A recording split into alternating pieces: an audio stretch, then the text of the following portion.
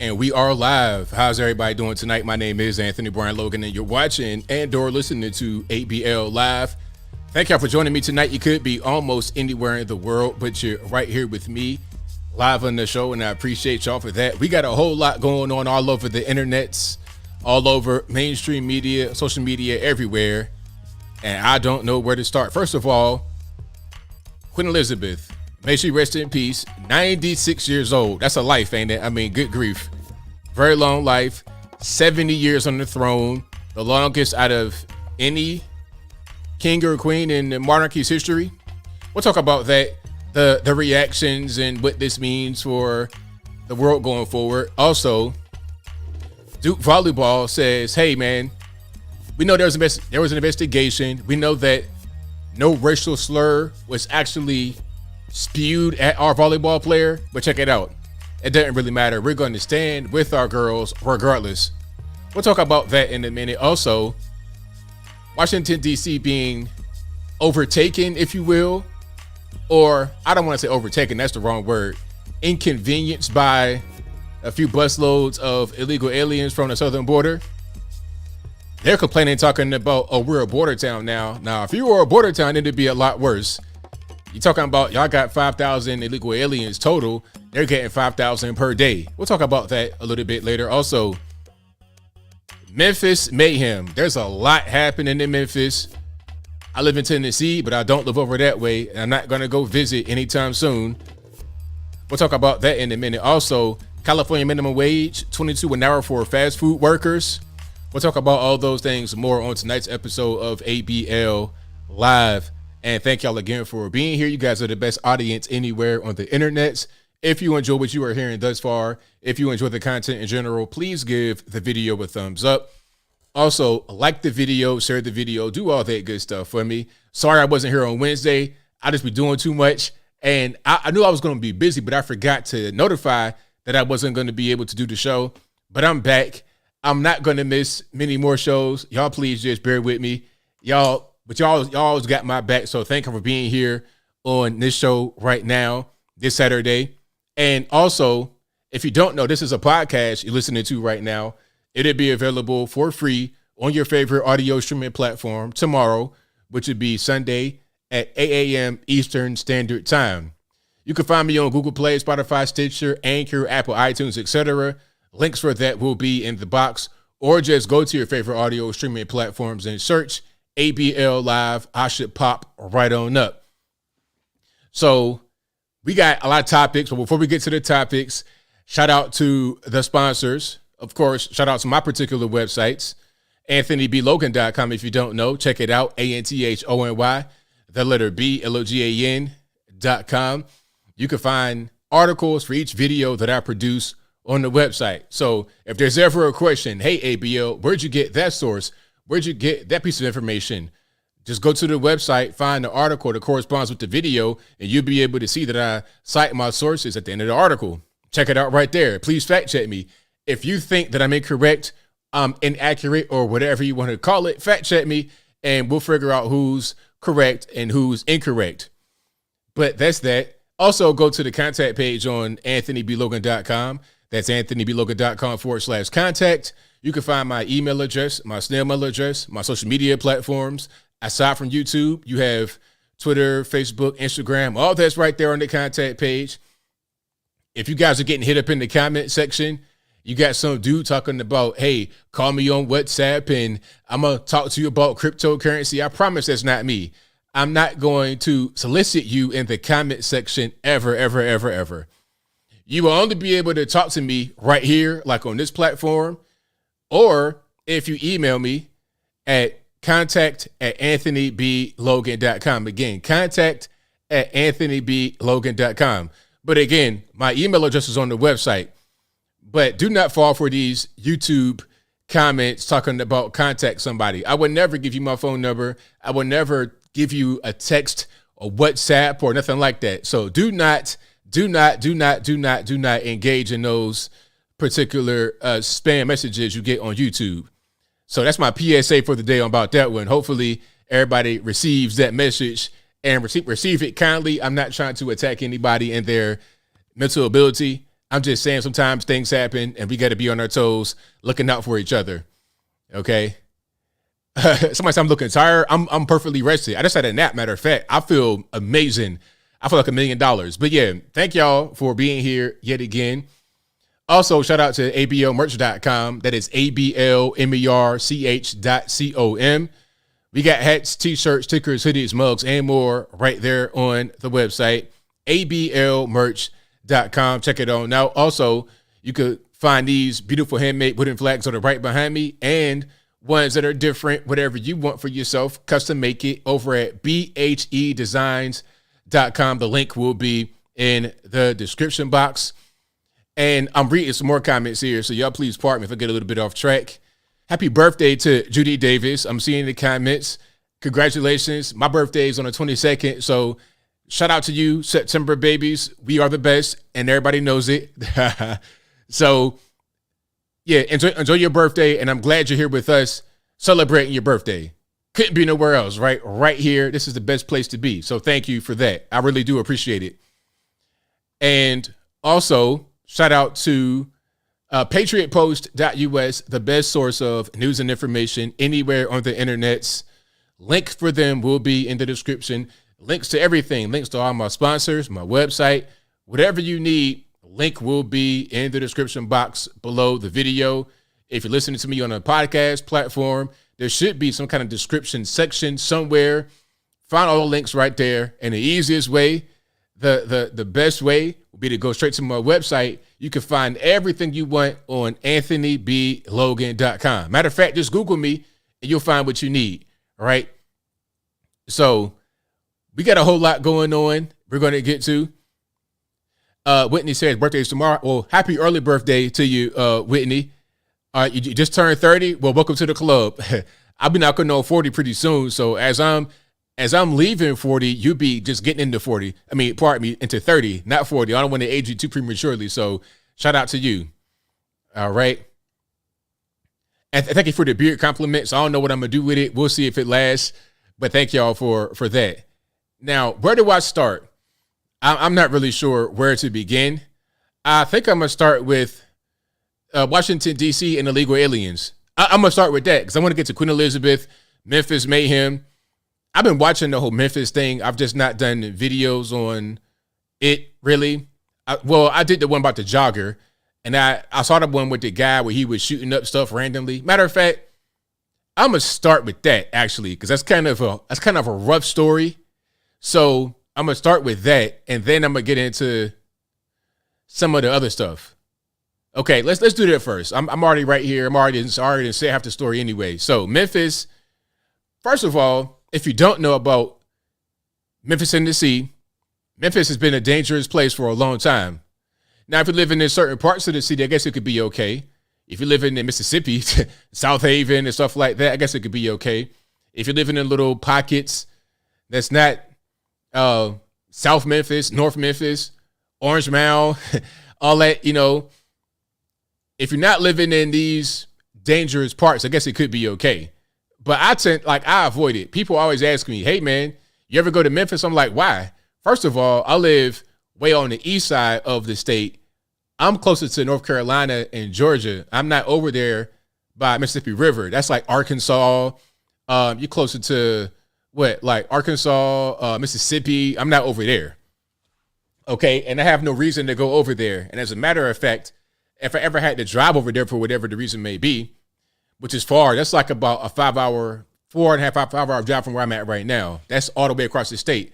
That's from one end of the state to the other. We got kind of a cigar-shaped state, and we're at opposite ends. But if I had to drive over there, I would avoid the Memphis area. It's been dangerous for a long time. Everybody knows it. If you ever watched the First 48, they are a feature on the First 48.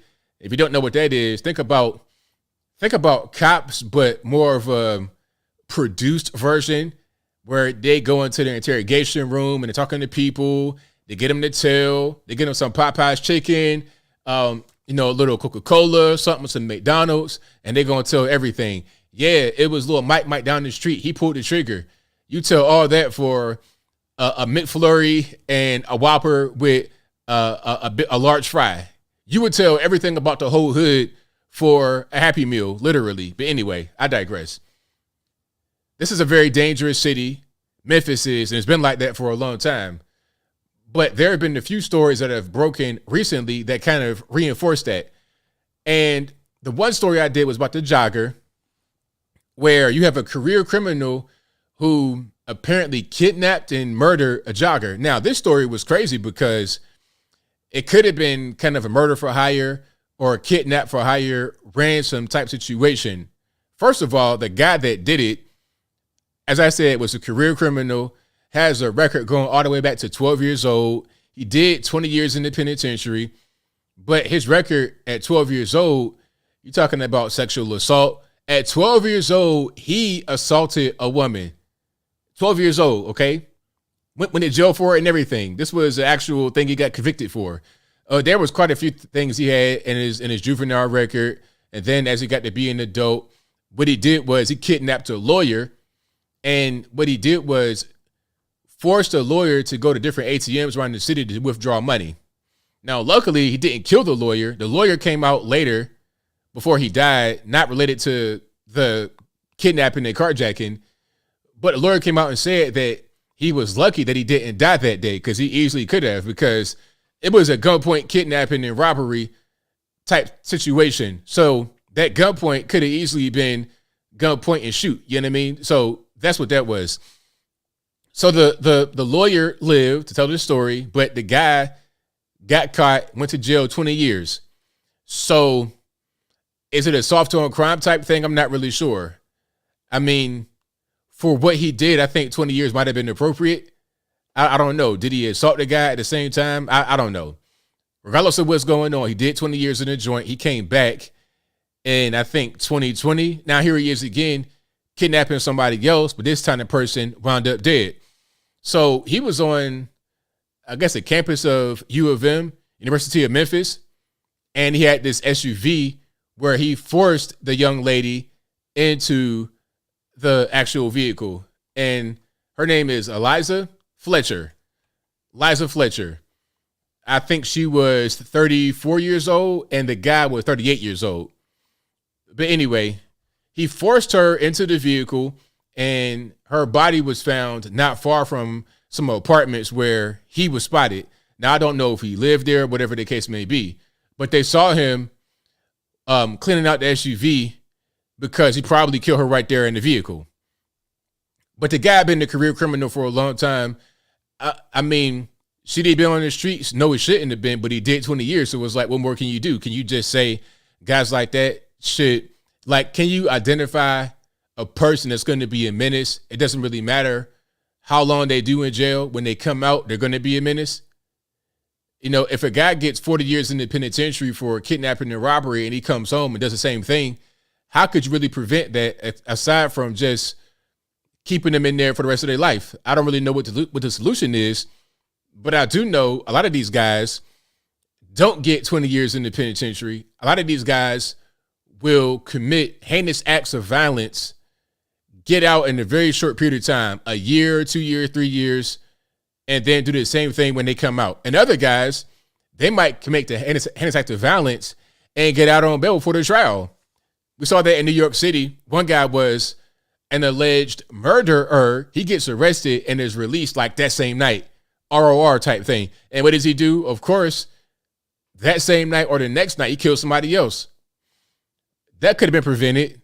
You know, he wasn't even in jail before the trial. He was let out with no bail. At least this guy did 20 years in the joint for the kidnapping and, you know, the extortion, robbery, whatever it was. But anyway, that story is crazy. And that guy, I don't know if they got the death penalty in Tennessee. I think we do. But whatever it is, man, he can't come home anymore. Either it's going to be life, no parole, or the chair. Either one is fine. The chair might be a little bit more efficient if they can get her done in less than 20 years. You know, it's so weird. You got guys that mess around and die on death row before they actually get executed because they've been there so long. Like, they'll die of natural causes before the chair gets them on death row. That's ridiculous. But anyway, that's that story. And prayers out to Liza Fletcher's family. Very sad, very unfortunate. Oh, but I almost forgot the key detail. Now, Liza Fletcher is not just a random person. Okay, this person is an heiress. Her grandfather was Joseph Orgel III. Now, he ran a hardware company worth millions of dollars. So she's an heiress of that particular fortune. Her grandfather was a billionaire with a B, a billionaire. This is somebody like Elon. Well, I'm not quite sure if he's Elon level, but when you think billionaire, what do you think? Elon, Bill Gates, etc. He may not be in the hundreds of billions of dollars, but he was a billionaire. So surely she was an heiress of his fortune. So could it have been that this guy knew that she had money, or was it some kind of murder for hire type situation? I don't know what it was. But is it a coincidence that she just happens to be the heiress of a billionaire Memphis businessman? So the murder happened in Memphis. The guy's from Memphis. She's from Memphis. I mean, let's just put two and two together. Maybe he knew about her and her family. I don't know. But whatever the situation is, that could be a factor. And now she has passed away. May she rest in peace, and prayers out to the family. Now there's more violence from Memphis. There was a guy shooting people randomly on Facebook. And I have video. Of course, this is a Memphis accent. You're not going to be able to understand it. I privy myself to understand all English from all over the world. You know, the guys that talk to you from India or Philippines or whatever it is, some of that Chinglish, I understand that language. I understand some of that Caribbean, that patois, different regions around the U.S., the California, the Canadian, whatever the English is, I try to understand what they're saying.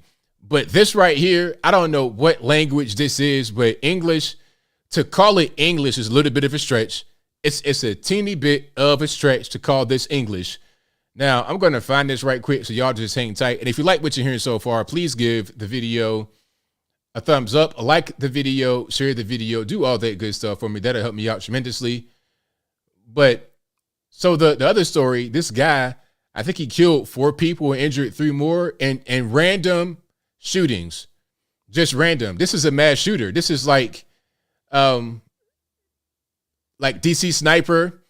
This is a mass shooter, but not much has been said on the media about it. Remember the whole thing with the guy, the white guy targeting Asian like brothels or massage parlors, same thing. But when he killed all those Asian girls, or he was attacking them, whatever he was doing, that was really big story. That was covered by the media extensively. But and you know why? Because he's a white guy. And if he had a rifle, makes it even better for them. Not for me, but for them as far as ratings are concerned. And to push the whole scary white guy AR-15 narrative. But this guy, some random dude in Memphis, is not quite the same way. They don't look at it the same way. So here's the video. Okay. Now I'm going to play the video and then I'm going to translate it. I might stop it at certain points to give you an idea of what he's talking about. And this is the guy that went around and shot, I think, 7 people, and I believe 4. So 4 are dead and 3 are wounded, as far as I know right now. That could change, because if anybody is critical and they go from stable to not stable, that could change. So here we go. I won't show the actual video of the shooting, but here's him talking. You got sound? All right, we good. That man cannot, on God, that man white, that man folks not finna like black people. Then they finna be. Hold on, let's start it from the beginning. RP headphone users. That man cannot, on God, that man white, that man folks not finna like black people. He says, on God, these white folks are not going to like black people. Then they finna be marching on the river saying white lives matter, y'all. They're going to march on the river saying white lives matter. Y'all ass through, y'all finna see some white folk finna hate matter, y'all ass through, y'all finna see some white folk finna hate black people. I hope y'all know it. He said it again. White folks are going to hate black people. He's a fletcher. Let me take this shit back to racism. I hope y'all ready. Take it back to racism. Hope you're all ready. I'm finna go ahead and go Zeke mode on number white people. So he's going to go Zeke mode on nothing but white people. His name is Ezekiel. So that's his nickname for himself, Zeke mode, meaning I'm going to just go do random stuff, kill people, I suppose is what he did. But he didn't just kill whites, he killed blacks too. I think his victims, as far as I know, at least 2 of them were black, a woman and a man, like a young girl. Like, I don't know if she was underage, but she looked pretty young to me. And a man that might have been like 30-something years old, a black man, and a white, it was just random, white, black, whatever. I get any white hole on the side of me, don't get popped tonight. If it's any white girl on the side of me, they're getting killed tonight. I already shot a white old man. I'm finna shoot a white old lady. Shit. Say you just shot a white old man. He's gonna shoot a white old lady with her grandkids in the car. Why grandkids in the car? So this is what you got to do with, you know, these kind of guys. I mean, like, and a tip for you guys, just a tip. If you ever go to Atlanta, Memphis, Birmingham, any kind of, you see young black dude wearing this kind of mask. If you see about 3 of them with that mask on at a gas station, go somewhere else because your life is in danger. Your life is in danger. If you see this, 3 of them at a gas station at night, you could die. It's a toss up. You might die. You might get robbed. I'm dead serious. Go somewhere else, please. Don't do it. And you know, it's so much I want to say about this type of situation. Guys like this, when you see guys like this, it's like they're irredeemable. They have no remorse. And then the argument is made, well, let's go ahead and get that abortion mill cracking because guys like this are probably, they probably been this way their entire life. But see, people like this fuel the abortion industry. Because let me tell you something right quick, and I'm going to come back and talk about some more stuff. Everyone sees that kind of behavior in the hood and stuff like that all the time. They see it. So their solution, it doesn't matter, you know, and a lot of times it's mostly the progressive so-called because they live right next to them. The solution is, okay, let's go have the mother go to the abortion mill and kill the baby because I don't want to be in Whole Foods in this Old Fourth Ward Atlanta or Harlem, New York City, walking my dog. I don't want to be going to Whole Foods, going to the Pilates class and have 3 of these hooligans with these, what they call them, push shiesty masks running up on me and knocking me out, stealing my dog, stealing my purse, killing me, assaulting me. I don't want it to happen. So let's crank the abortion mills up. So guys like this, they fuel that whole industry, in my opinion. They fuel it. They fuel it. And then what am I to say? What am I to say? All I can say is, let's not kill innocent babies. But then you got guys like this. It's like, is that an innocent baby? How? At what point did he become a just completely brainless killer terrorizing the streets? And there's a lot of guys just like that. Maybe not killing a bunch of people in one day, but it's a lot of guys like that. They will have no problem shooting and killing you for no reason at all. No reason. Not even a robbery. Not even a contract type thing. Just because I'm out here with a gun on board, I'm going to kill people. And then I'm going to film it on social media so everybody can see it. It's crazy. I know so many guys, or I've seen a lot of guys. I'm not going to say I know. That's a strong word to say I know these guys. But a lot of guys I'm familiar with, I know of, and they know of me. I've seen them get shot on Facebook Live. I've seen 2 guys I know get shot on Facebook Live. Like I saw it actually happen. Not live, but I saw it after the fact. I was like, man, that's so-and-so that got shot right there on Facebook Live. One guy got put in the wheelchair after that. Young boy, 22 years old. I mean, but that's what's happening right now in Memphis. Both of those stories, the jogger and the masked up dude killing people, both in Memphis. Was there one more story? I think that might have been it from Memphis. But people are saying, hey, you know, the crime's getting out of control. There was a reporter lady crying because of all the stuff that was going on. I mean, now, to make a reporter in Memphis cry, you got to be doing a lot in the city. There's got to be a lot going on in the city because, I mean, good grief. It's been like that for a long time in the city. All right, so here's the reporter lady, and then I promise I'll move on to maybe a little bit of a brighter topic. So All right, hold on. Can you put it up? Oh, wrong button. There we go. And I know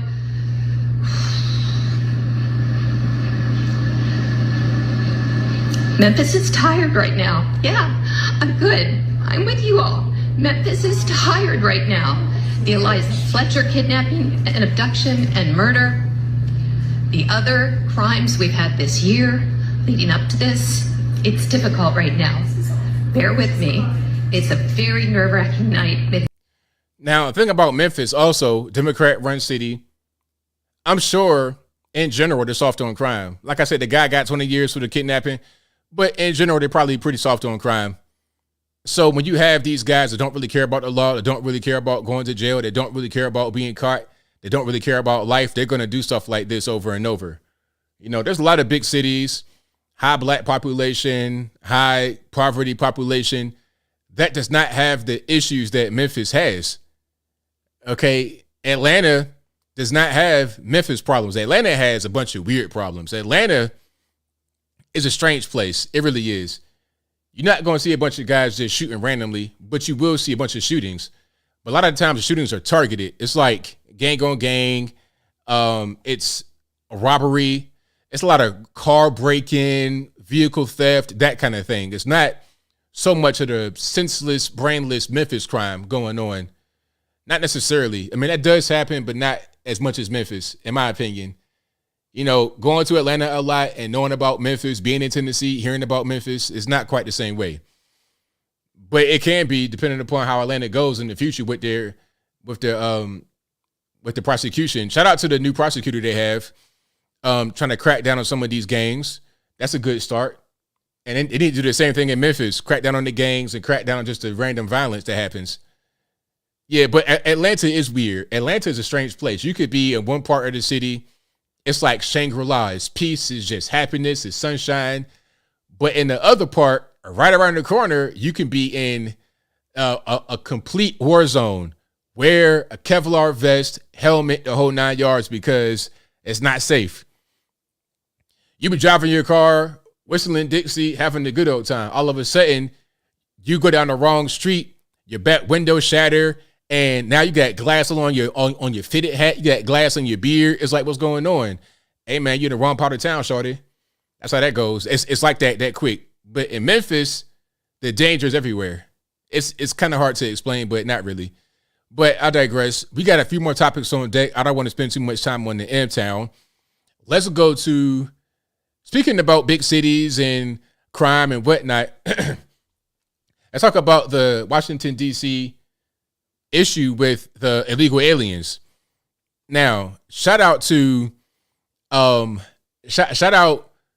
Greg Abbott, the governor of Texas. Remember when he said that he was going to send a bunch of illegal aliens on buses to DC, maybe even New York City as well, but definitely DC. Why DC? Because that's where the politicos are.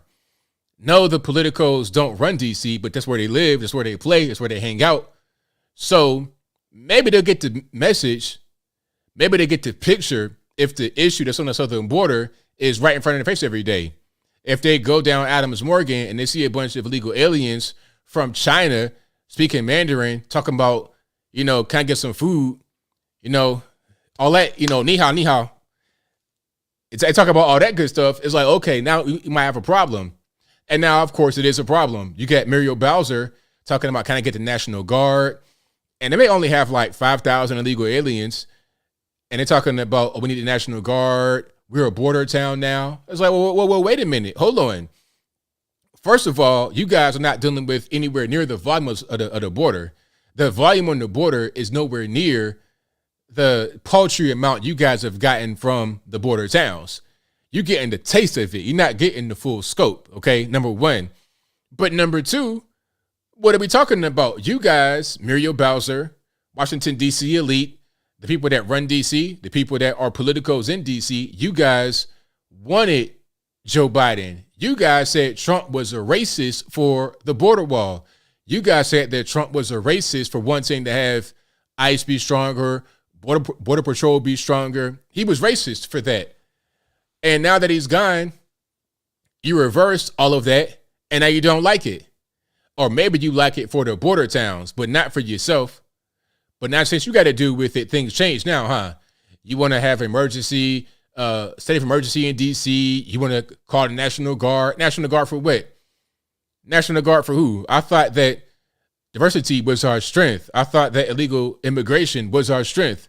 But now all of a sudden it isn't? Oh, okay. Very interesting. Hey, the hypocrisy is beyond real. Let me see if I can find a couple of clips here from the main clip is from the DC city councilman or woman. I got to use the correct terms, I suppose. But here is the video from the councilwoman about how the blame for this is not on us, it's on someone else. Let's check it out. So it's been said, but it's worth reiterating, that the governors of Texas and Arizona have created this crisis. And the federal government has not stepped up to assist the District of Columbia. So we, along with our regional partners, will do what we've always done. We'll rise to the occasion. We've learned from border towns. So basically, she's trying to blame the issue of the border crisis on Texas and New Mexico. How does that make any sense? You think they want the border crisis to be going on? Who's really responsible for the crisis? It's your people. It's the Biden administration. It's the Biden regime. They're the ones responsible. Now, you're trying to blame Texas and New Mexico for sending illegal aliens your way. Well, I mean, they got to go somewhere, don't they? You want us to be right there at the border and just languishing, just not having anything to do, no work, no food, no nothing? You want the border towns to deal with it? They don't have the resources to deal with it. They're not getting the federal money, the federal help. So let's send them to where the federal help is, right there in D.C. Now, can they get it? And if they don't get it, whose fault is it? Is it Greg Abbott? Is it New Mexico's governor? Or is it you guys' fault in D.C. as the district and the federales who are in D.C. governing the whole nation? Whose fault is it?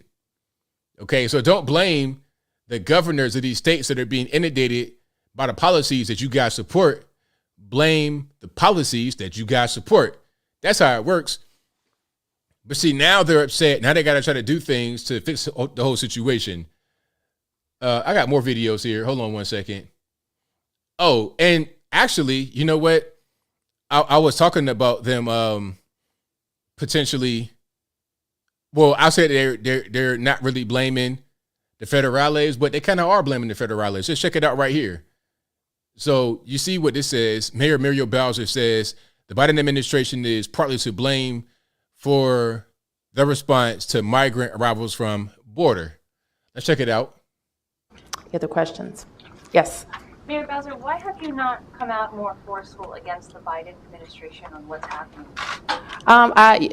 So the question was, why have you come out more forceful against the Biden administration for what's happening, meaning the border crisis? Because really, it's the Biden administration's fault. If not for the open border, if not for the inability to secure the border properly with a wall, fencing, agents, laws being enforced, without all those things in place that the Biden administration took away, you're going to have an influx of illegal aliens all over the country. I've said frequently what we need from the federal government. I've said frequently how disappointed I am that our first need for more people on the ground that helps to respond to a humanitarian crisis quickly. We have called on the National Guard and been granted the National Guard a few dozen times since I've been mayor, so I'm very disappointed in that. And also, I'm very disappointed in not having a federal site that we can use. So is he partly to blame here then?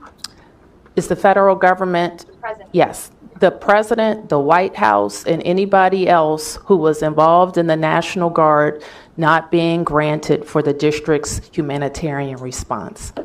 Yes. There it is. So she won't come out and say Joe Biden sucks like we'll say, but she might as well have. So if you're going to say something like that, then how can you at the same time blame Texas and Mexico? The blame has to go with people at the top, the people that have invited the illegal aliens to come here in the first place. That's the federal government of the USA, not state governors. That's not how that works at all.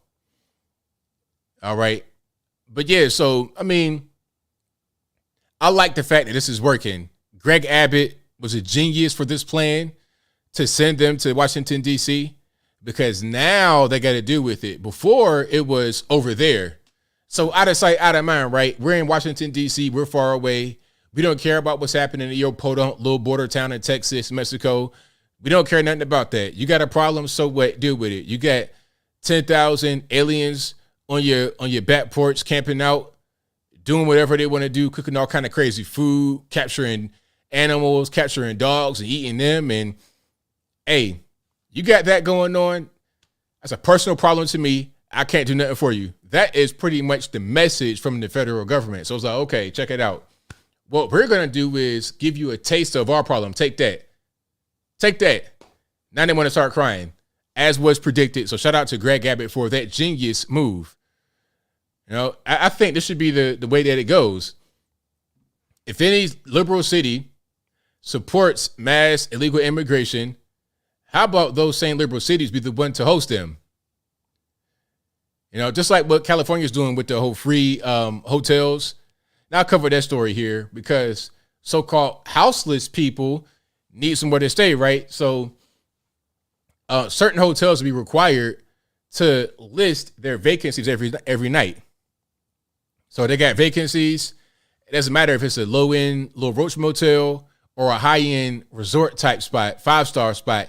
Okay, you got a little dude with a waiter outfit on, giving you rooms. You got the little dish with the metal thing on top. It's a raw chicken up underneath.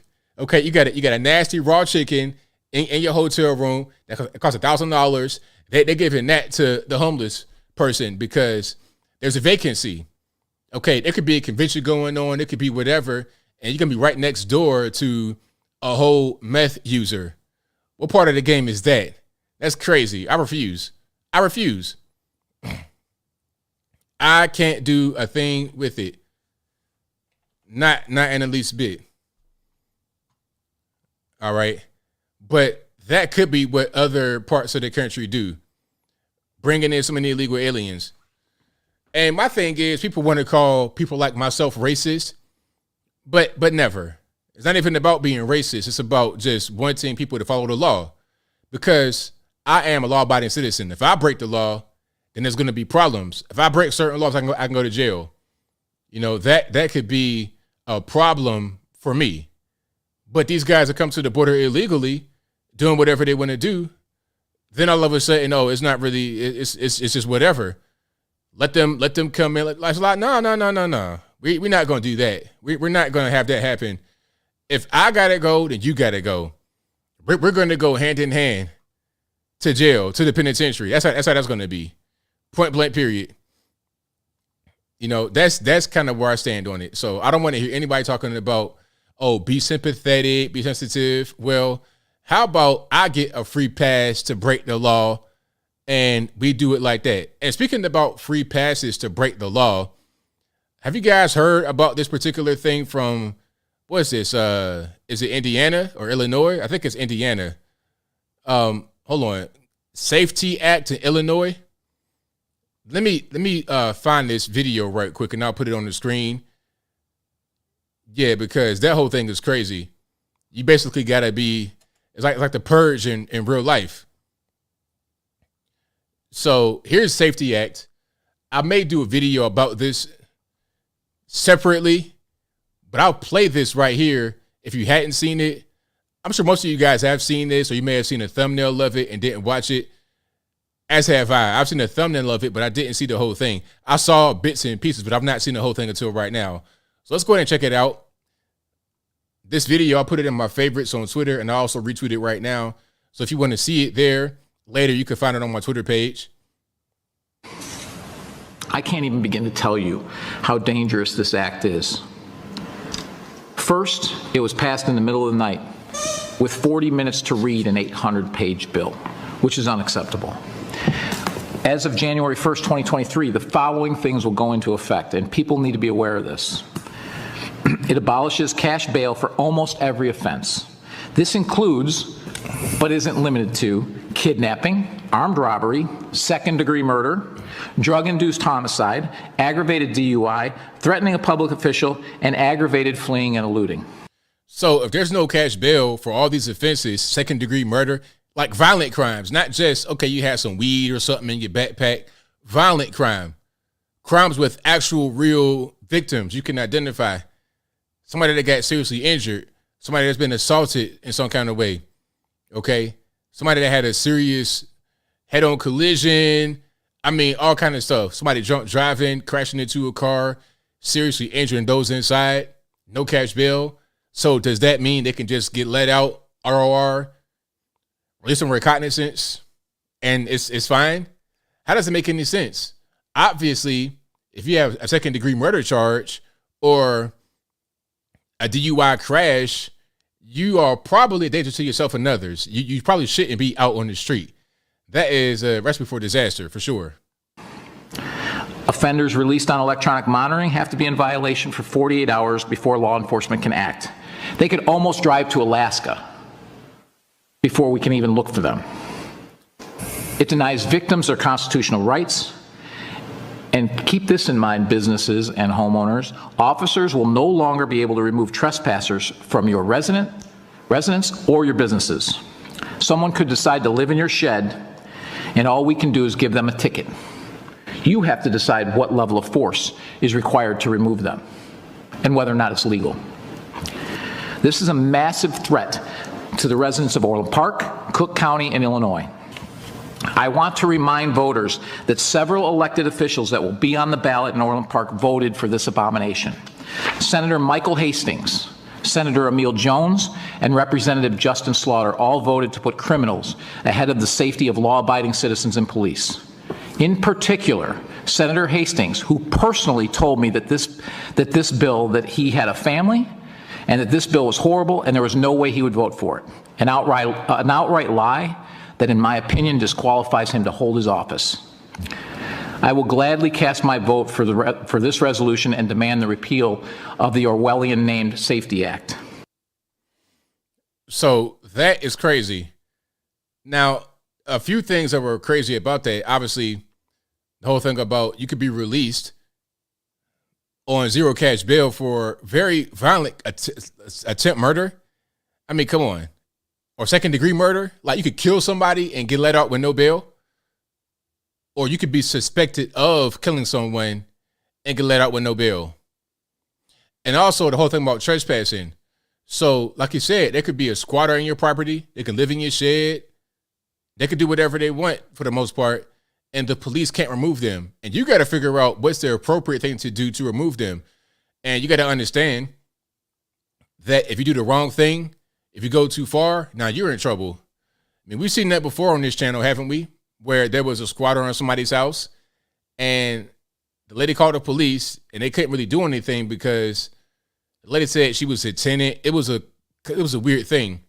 Now, it was slightly different in the case of the so-called tenant because there might have been some money that exchanged hands or whatever, but not for that period of time. The point remains the same, that she couldn't really do anything to her, although in reality, she was kind of squatting or trespassing. Now, in this case, it could be no money exchanging hands. You could just come home one day and a guy breaks into your shed, brings his crack equipment in there like Hunter Biden, brings a whole Hunter Biden crack equipment kit from Amazon. He's in there smoking crack, meth, whatever he wants to do. You call the police, they give him a ticket, and you got to figure out the way to get him out of there without getting yourself hemmed up, because they'll probably end up protecting him more than they'll protect you in that situation. It's crazy. It's totally crazy. And at a certain point, it's the law that they're referencing that's the issue. That is the issue. So, yeah, I mean, Illinois, I'm not sure what's going to happen. Does it go into effect? Is it a law now? Was it signed off? As of right now, it's an act, but it's going to go into effect in 2023. You guys let me know if it's a law or just an act, or if it is it kicking around still. Did it get signed off on by the governor? You let me know what's going on. Shed lock sales skyrocket. Yeah, man, you got to do something to protect yourself. How about gun sales are skyrocketing? Gun sales have been continuously going through the roof because we see what's going on. We see what's coming. We see what's afoot. We see that the nation is going to be less secure because of the police being hamstrung. They can't really do anything. And then the encouragement of crime due to lack of prosecution, lack of arrest, lack of incarceration, not the way it should be. People are still going to the penitentiary, but they're getting shorter sentences and they're getting released on no bail for very violent crimes. People understand that it's going to get more dangerous as a result. So I got to have my weapon. I got to have my pistol to be able to protect whatever I got. Okay, I got to be able to get it done. So that's what that is. Or how about a guy squats on your front lawn? On your front lawn. Like, yeah, I'm going to live right here. Or a guy builds a tent on the sidewalk right in front of your house. What you going to do? You calling the police? Man, we can't do nothing about it. Here's a ticket. It's crazy. So we'll see what goes on. But I hope that if you live in Illinois, you're able to escape to a safe place, because that does not seem like it's something that I want to be involved with. Not in the least bit. But if you like what you're hearing so far, please give the video a thumbs up, like the video, share the video, do all that good stuff. That'll help me out tremendously. And where are we at now? We got quite a few topics on deck. Oh, let's talk about the Queen Elizabeth. She has passed away at age 96. Long life, very long life, almost 1 century of life. And she was on the throne since the early 50s. 1952, when her father passed away, she became the queen at age 25. So she served for 70 years. That's a long time to do anything. To do anything. It don't matter what it is. You could be a dog walker, playing basketball. 70 years is a long time to do anything. And to be the Queen of England for that long time. Now, like I said in my video, I'm not really tied to this story in any kind of way, because it doesn't really affect me personally. It's just a story that I'm gonna cover. I can't really say when I was a kid that I wanted to be the queen or nothing like that. You know, I wanted to be a Power Ranger and the X-Men and a Transformer. Not that Transformer. I'm talking about Optimus Prime. I'm talking about Decepticons. You know, that's that. I didn't want to be what today is considered a Transformer, but that's a different story, and I digress. The whole point is that I never really cared too much about the royal family like that. It just wasn't really something that I had any interest in. If there's a story that's popular, I'll cover it and talk about it, and I'll give my 2 cents on it. I'll give an educated point of view on it. I'll do some research to figure out what's going on. But beyond that, I'm not really one way or the other. I've seen all kind of responses on the internet. People talking about cracker, dog, devil. Oh, I said the C word, but I'm talking about like table crackers, like saltine with cheese and the pepperonis. That's what I'm talking about, the food. So don't nobody get offended. Don't nobody flag the video talking about food. But anyway, all the racial slurs in the world, they're talking about she was a white supremacist. She was a colonizer, looted African nations, all kind of stuff. But you know what? Let's say that the Kingdom of Great Britain or UK, whatever, let's say they did that. But talk about her reign for the past 70 years. What did she do? She oversaw the independence of like 30-something nations, or it was quite a few nations. Like, I don't know, Nigeria, Jamaica, etc. Under her reign was the end of the British Empire. Because at one point, the British Empire was like, they had a stranglehold on the whole world. I mean, not at the same time, but it was now the U.S., 13 colonies, obviously, they had them before, you know, something happened. They had Canada, Australia, New Zealand, what else? India, Bangladesh, Pakistan, South Africa, like, what else? Zimbabwe, I think, Nigeria, a lot of Jamaica, of course, a lot of other Caribbean islands, the British Virgin Islands. They had quite a bit of the world under their crown, the British Empire, the Kingdom of Great Britain. From one little small island in the North Atlantic, or whatever that is right there, the almost the Arctic Circle, from that one island, they had almost the entire world up under their rule. But that went away under the Queen. So if it's like, what do people want? Do you want them to stay as a quote unquote colonizer, or do you want them to move away from that? Do you want them to go the other direction and grant independence? Like, what do you want? You want reparations and stuff like that? I mean, is that what it is? We're not really sure. I don't really understand. But she most certainly oversaw the decline of the empire.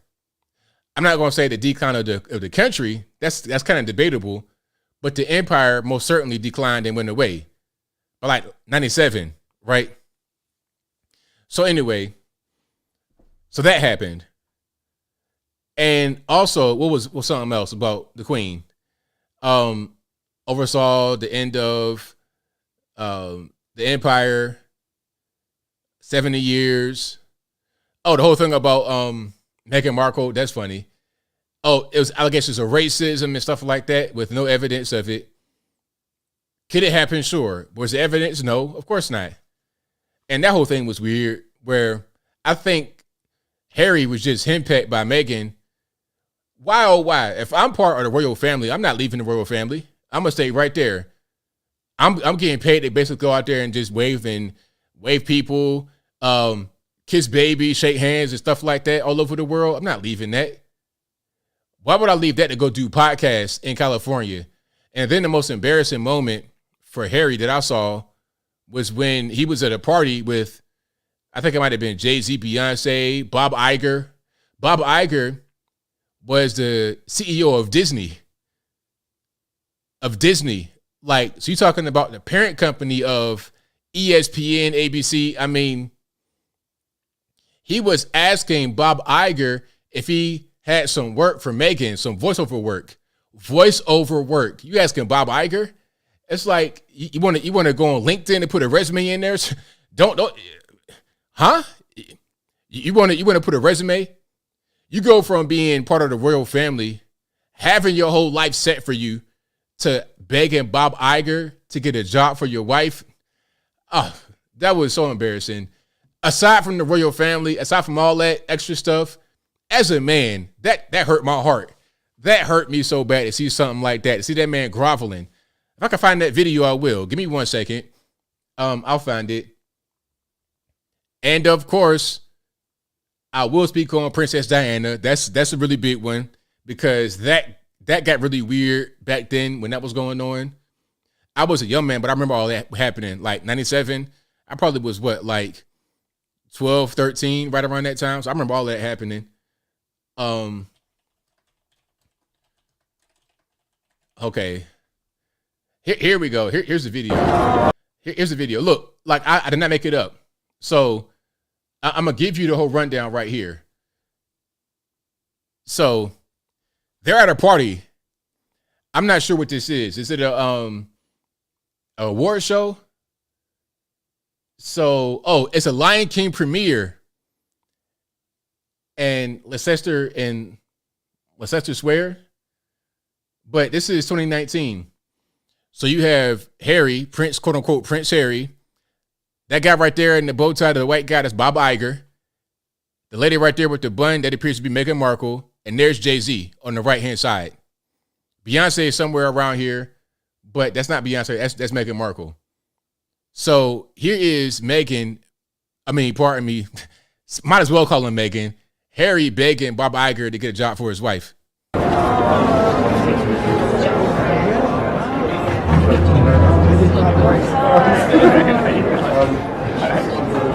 And there's Beyonce right there, of course.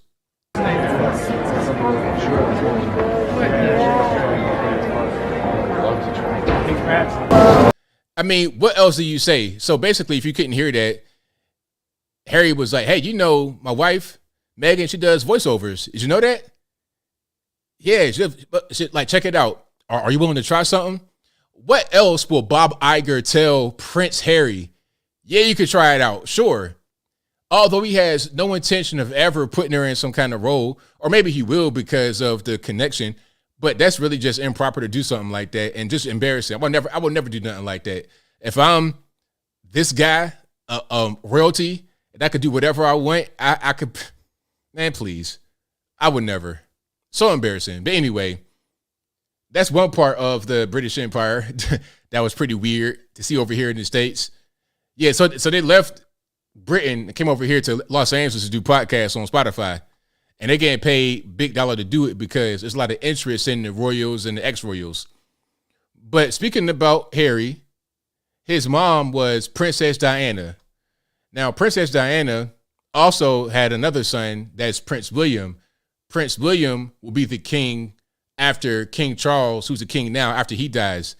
King Charles is the Queen Mother's son. He's 73 years old. You waiting your whole life to become the king, right? 73. But Charles is like 38, 39, 40, something like that. Not Charles, pardon me, William. He's like my age, I suppose.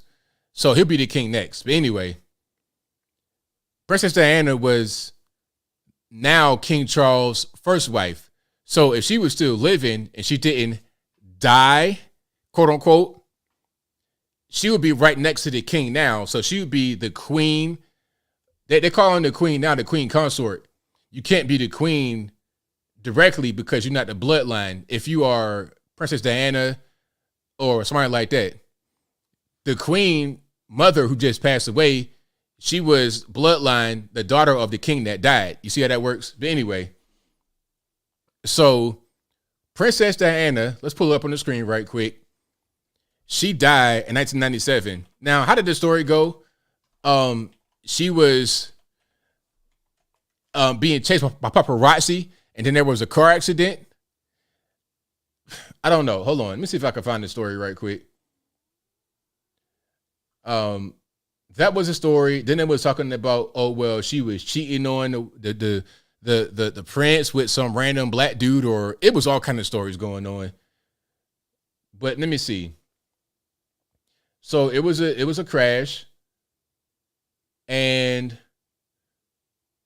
so, yeah, she died from injuries sustained earlier in the day in a car crash in the Pont d'Alma in the tunnel in Paris, France.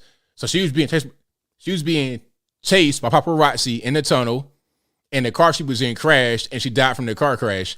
Now, you tell me, how do you die from a car crash from being chased by paparazzi?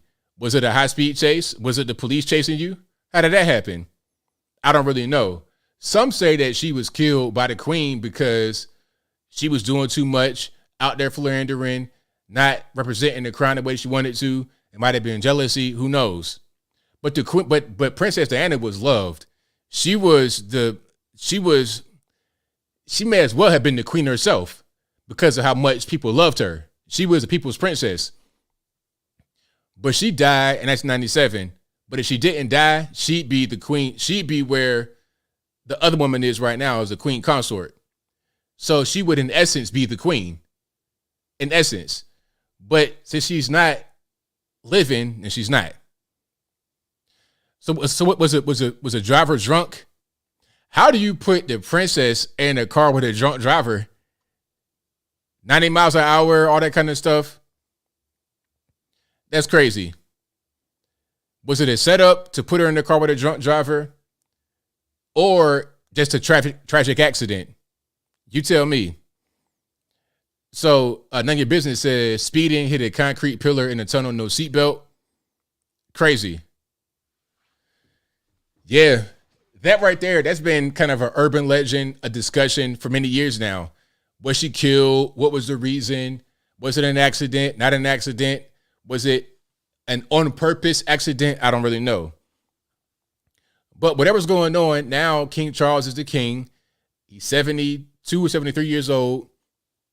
After him would be Prince William, because William's the oldest, his oldest son. It's King Charles' oldest son King Charles and the late Princess Diana's oldest son is William. The other boy is Harry, who went to California with Meghan Markle. They left the throne, so they're not going to be in contention at all. And they wouldn't be anyway, because after William, it'll be William's kids that could be next in line to take the throne. And he has little kids, like 6, 7, 8 little babies. He has like small kids. So they'll be next after William. It would never be Harry. It could only be Harry if Harry was back in the throne, number one. But number two, if something happened to William and his whole family, which is not going to happen. Yeah. Somebody says Charles was cheated with Camilla, because now Camilla is the queen consort right now. So it's a lot of drama going on with that whole situation. Oh, and thank you, Drumsticks 24. I got to talk about that part, because I'm not going to omit the Epsteins here, because Prince Andrew was on the boat. Prince Andrew, well, on the plane, pardon me, and on the island. Prince Andrew is King Charles' younger brother. Okay? Now, check it out. Hold on. I got pictures. I got pictures of Prince Andrew and Ghislaine Maxwell. All right, hold on 1 second. Let's go ahead and put it up right quick. So this guy right here, that's Prince Andrew. This is the king's brother with a young girl. How old is she? Who knows? 16, 17, 14, who knows how old she is? And you see her right there in the back. That is Ghislaine Maxwell, who's in the penitentiary right now for what? Y'all know what she's in jail for. I don't got to say it. So how often was this guy on the plane? How often was this guy on the island? Now, he has since been, I guess, rebuked by the crown. But how long was it going on? Like, how long did they know about what he was doing before they acted? He only got rebuked by the crown recently, like in the last couple of years. But this is not a recent picture right here. This is an old picture. So how long did they know about what he was doing? You think that you're going to let Prince Andrew fly around the world and not know where he's going and not know what he's doing? Be for real. Be for real. Come on. So that's what's going on. That's also part of what they do. I don't want to say they as far as the entire crown, but this guy most certainly did it. This is Prince Andrew right here. This is the king's brother, younger brother. So what's going on with that? That's part of it. I feel like it was probably covered up by the crown until they couldn't cover it up anymore, because it's easy to cover things up before you have photos getting released, names and documents and stuff like that getting released. You see, they were able to cover it up before this picture came out. See, I didn't see this until the story broke a couple years ago or a few years ago, but it had been going on for a very long time. So it's funny how that works. Really funny how that works. You know, they had Slick Willie on the plane. Wasn't Bill Gates on the plane too? I'm not really sure, but I know Slick Willie was on the plane. Had him on there many times. And I guess it was okay for him to do it. But when you have Prince Andrew does it, then there has to be some kind of action taken against him, which it should be action taken against him. I'm not saying there shouldn't be, but I'm just saying it's interesting how these kind of matters are treated depending upon who you are and where you are in the world. Very, very interesting. I'm reading the comment right here. So yeah, Andrew's not in the family. He's been rebuked, like kicked out of the family. But it only happened recently as far as that. How long did they know about what was going on before they just kicked him out? 10 years, 15 years, 20 years? Who knows? I don't really know. All right. So yeah, that's the whole thing. I'm sure there's a lot more about the crown, a lot more that we don't know, a lot more you guys know that I don't know.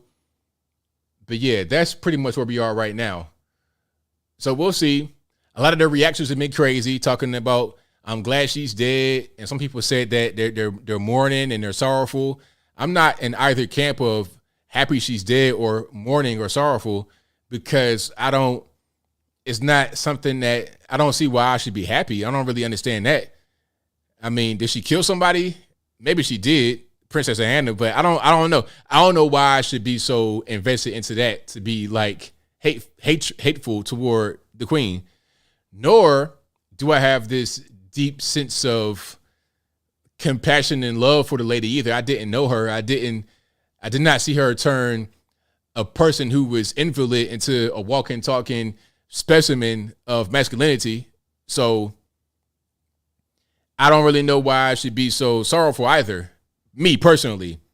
Now, I'm not saying that someone else can't be sorrowful because you have your own reasons, nor am I saying you can't necessarily be hateful. You may have your own reasons, but I'm struggling to find out why people are so hateful. I'm talking about like spitting and hollering, just crazy. It's like, where is this anger coming from? This anger cannot be about this lady. It can't be that deep and that, visceral. You popping your vein out your forehead over this lady for what? Why? Is it that deep? It can't be. But yeah. So that's not Princess Diana, the Queen Mother, and also Princess Diana, and the kings and the princes and all them kind of people. The whole situation, the princesses. All right. But yeah, y'all already know what time it is. Like, it's 1776. I mean, this is just me all the time. Like I said earlier, I'm not wearing this to spite the queen. This is just me, period. Regardless, I don't care who dies. It could be anybody. It could be Queen Elizabeth, Queen Latifah. I don't care. I'm gonna still be myself, and that's just what that is. No, nothing against anybody, but I'm just being me. Me being me is not me being myself is not an affront to someone else. Put it to you that way. But if you like what you're hearing so far, please give the video a thumbs up, like the video, share the video, do all of that good stuff. We got quite a few more topics on deck for the night. And let's talk about California minimum wage. So California is raising, or could raise, their fast food minimum wage to $22 an hour. Now, I don't know how it's going to work. First of all, there's going to be a fast food council, and the fast food council is going to sit down with, I guess, legislators, and there's going to be a cap of $22 an hour for fast food workers in the state of California next year. So they can negotiate with legislators, and they might get to 22, or maybe they won't. But the cap is the goal, and that's $22 an hour for fast food workers specifically. Now, I'm seeing it reported as the overall minimum wage, but it's also being reported as the fast food minimum wage. So I'm trying to figure out which one is it. Is it just for fast food, or is it for all workers that make below 22 an hour? I don't understand. Furthermore, there's a bunch of jobs that aren't fast food that are pretty skilled jobs that don't pay 22 an hour in California. So do they get a raise? Do they get a raise increment? Do they get a raise proportionate to what they made before in comparison to the minimum wage of the fast food worker? You understand? So basically, here's what I'm saying. The current minimum wage right now is $15.50 or something like that in California. I think it's $15.50 or $15 if you have 25 or more employees. Whatever it is, let's just say $15 an hour for the minimum wage flat. And you work a more skilled job and you get paid $21 an hour. So you went out and got better skills, better knowledge, better education to get that bump in your pay from 15 to 21. It's pretty much it's a pretty big difference. But now they say, okay, we're raising the minimum wage to 22 an hour. So all of what you did to get that bump in your wage has been washed away, unless they raise it proportionately, which would be irrelevant because it wouldn't make any sense if you do that. All you're going to do is make a lateral move. It's a lateral move, meaning you're not going to go forward nor backward. You're going to go left to right. You won't make any progress. And you might actually go backward because what's going to happen is you're going to have more inflation. If everybody has their wages artificially raised to a certain level, from a certain level, the way that that'll be paid for is by raising the cost of goods and services. You're working at McDonald's and you're currently getting paid $15.50, and then they raise it to $22 overnight, just like that, with no increase in productivity, no increase in the food prices, no increase in anything, just an artificial government mandate. You got to do it. Now you got to figure out a way to make up for the loss in your profit. The profit margin for a restaurant is about 4%. It's a very slim margin. You don't have that much room to just spend money on the biggest expense, which is your payroll. That's always the biggest expense, is payroll in a business, or usually it is. So what are you to do? You got to raise the prices and also cut staff. Also, you got to usher in automation even more. Hey, ABL, things are already automated. Well, that's the argument of things are already going up as far as inflation. So what if we have more inflation? That's so silly. Put it to you like this. If the current inflation that always happens is like 0.5% as a random number year to year, but Biden does something to raise it to 10%, which one would you rather have, the 0.5 or the 10?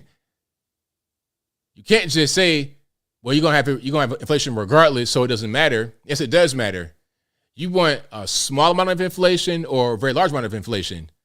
You pick your poison. Which one sounds better? You don't want either one, but you got a gun to your head and you got to pick one. What you're gonna do? You're gonna pick the lower amount rather than a larger amount. And it's the same thing. People talking about it's going to happen. You're going to have automation. Well, look, everybody got to die. So are you going to jump from the Empire State Building because you're going to die one day? Or do you want to have a nice, long, peaceful, productive, happy, well-rounded life while you're still here?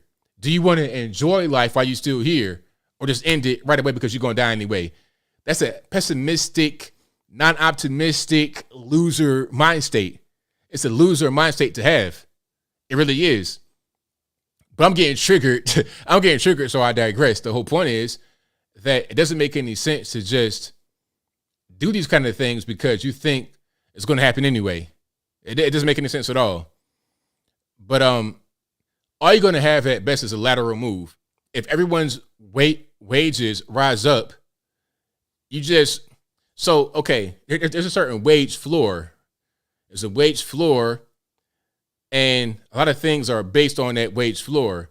You know, low level rent and stuff, food, wage floor. So if the wage floor is at one level, and then there's a bunch of raises that happen artificially, you're just raising the floor. So yes, you're making more money, but you're still on the floor. You didn't get a bump off the floor. The floor just raised you, but you're still on the ground. You're still on the floor. You're not hovering above the floor. You're still laying on the concrete with a bed sheet. Like that dude I saw in Atlanta the other day, laying on the street with a McDonald's bag under his head for a pillow.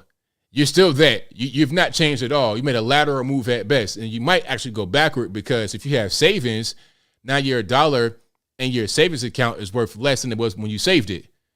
So you got a nest egg waiting in the bank account, getting like no interest on it. It's just sitting there.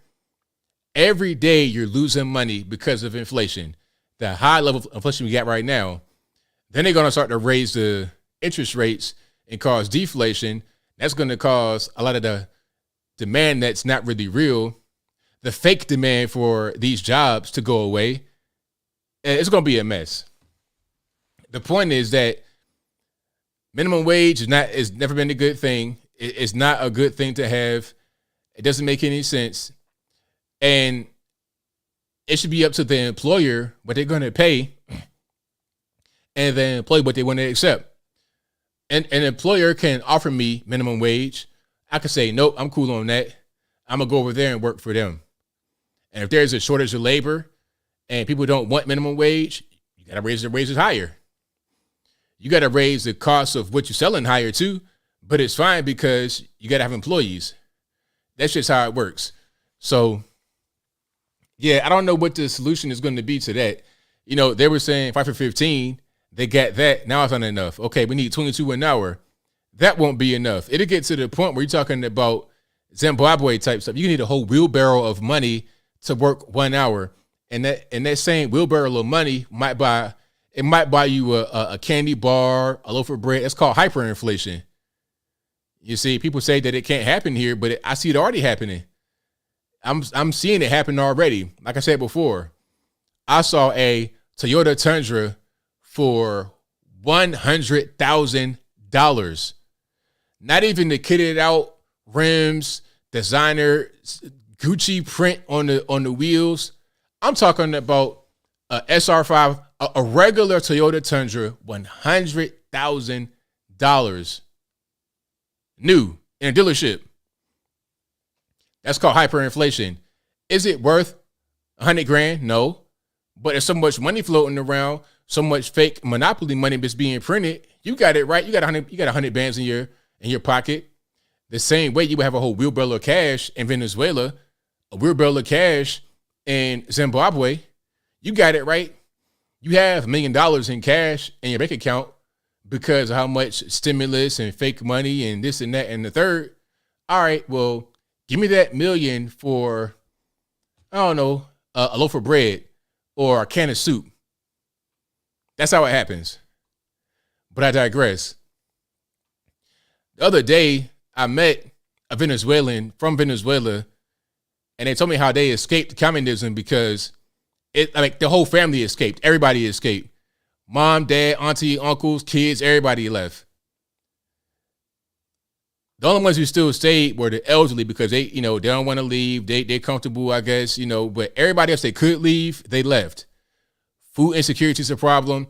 And a lot of the reasons why the elderly don't leave and they can still be there is because they get money from the family that left and went to the U.S. or somewhere else. You see, if the whole family was there and they all had to survive in Venezuela, it wouldn't happen. The kids leave, the grandkids leave, and they send money back home. That's how that works. You got to leave.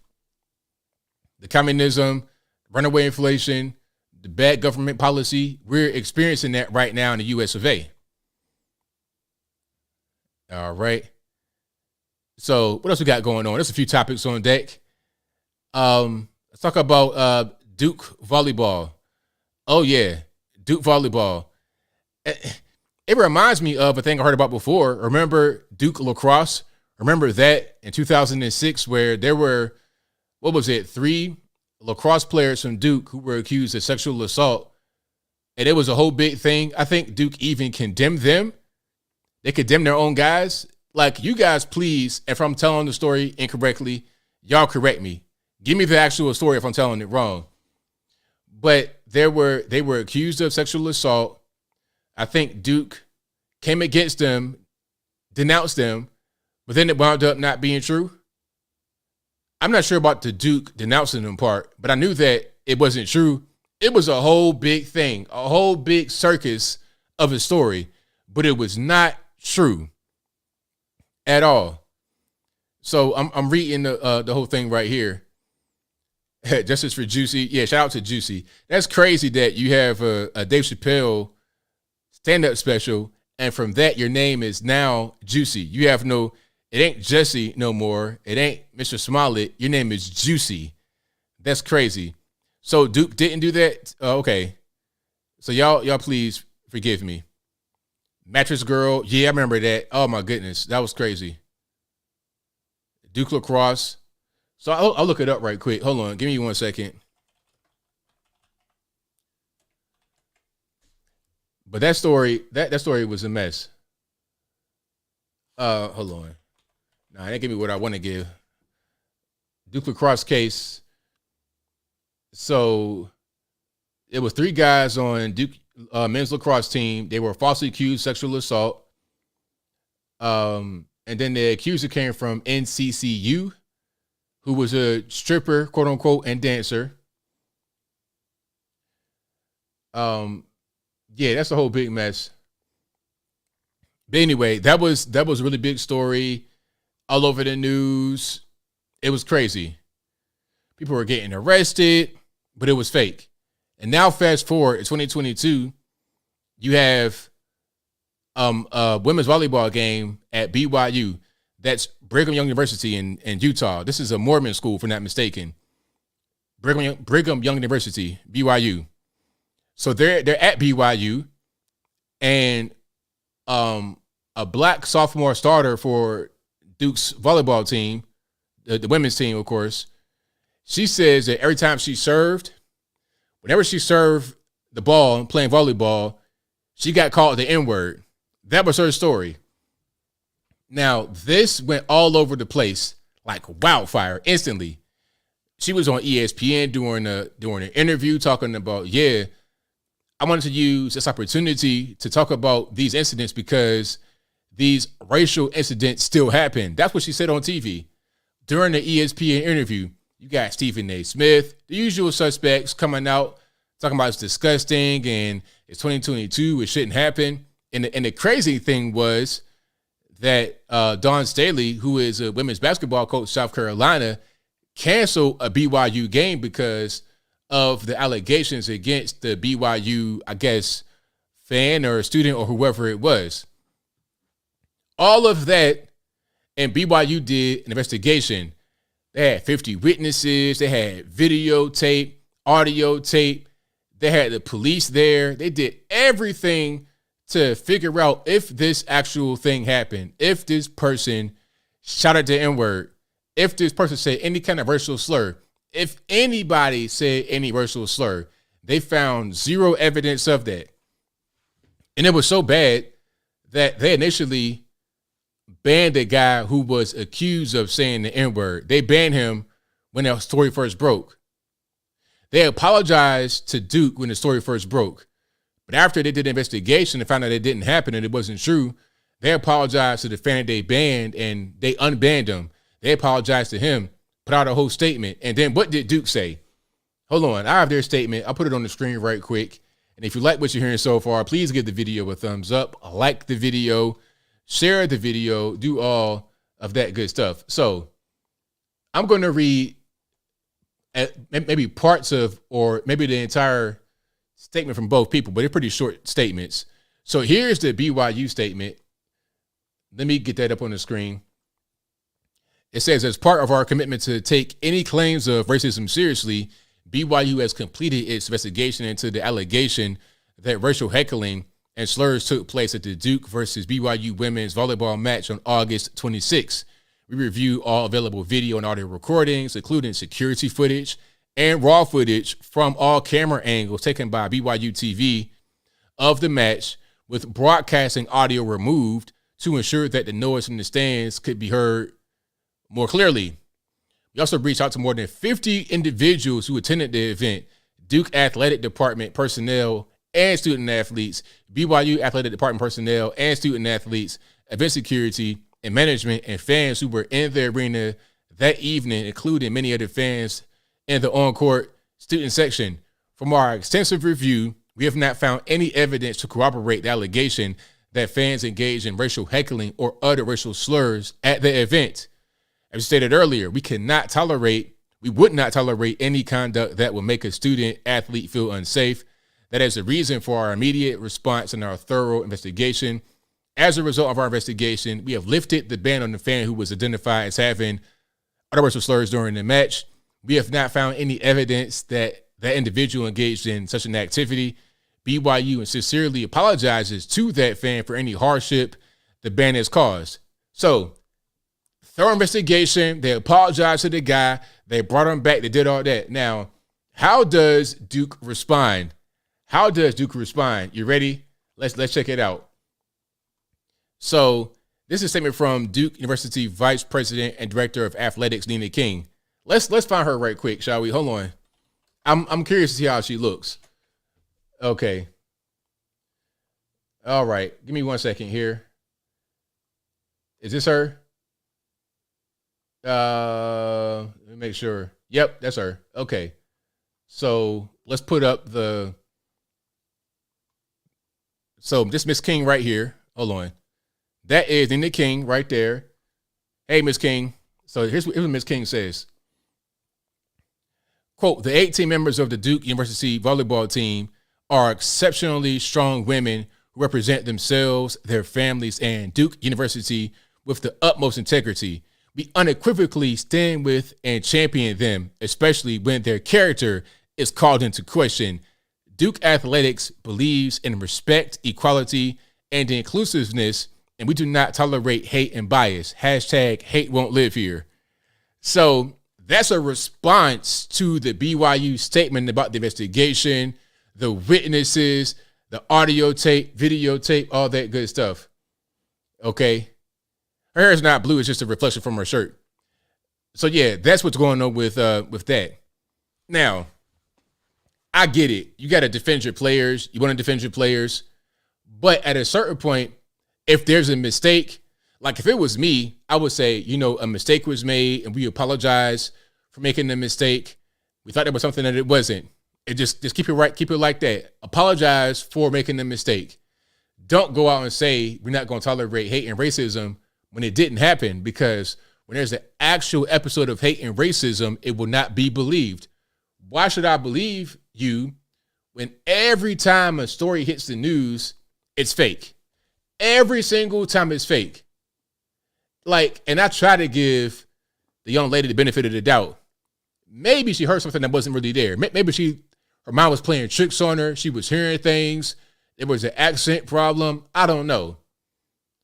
Benefit of the doubt. But when you investigate the whole situation and you find nothing, all you should do is apologize. That's all you can do is apologize. You can't do anything else. You shouldn't double down, but they did double down. So that's what Duke says. So that's, you're right about that. Who says that? Chrissy says denial is not a river. Denial is not just a river in Egypt. Exactly. Denial is very real. Not only a river in Egypt, for sure. So it's crazy because the allegation, it harms the university. It harms the students. It harms reputation, because what happens is people may not see that apology from BYU to their fan that they banned. People won't see that there's an investigation and that the story wasn't true. People still believe the Juicy Smouye story. They still believe that, although there's been comedy specials, there's been countless interviews, and the guys who were involved, they snitched, they did interviews, there's all kind of stuff going on. People still believe that story because they heard it one time. That's all it took. All it took was one time for them to hear that story and pretty much just stick with it. So, I mean, it's a whole big mess, a big crazy mess.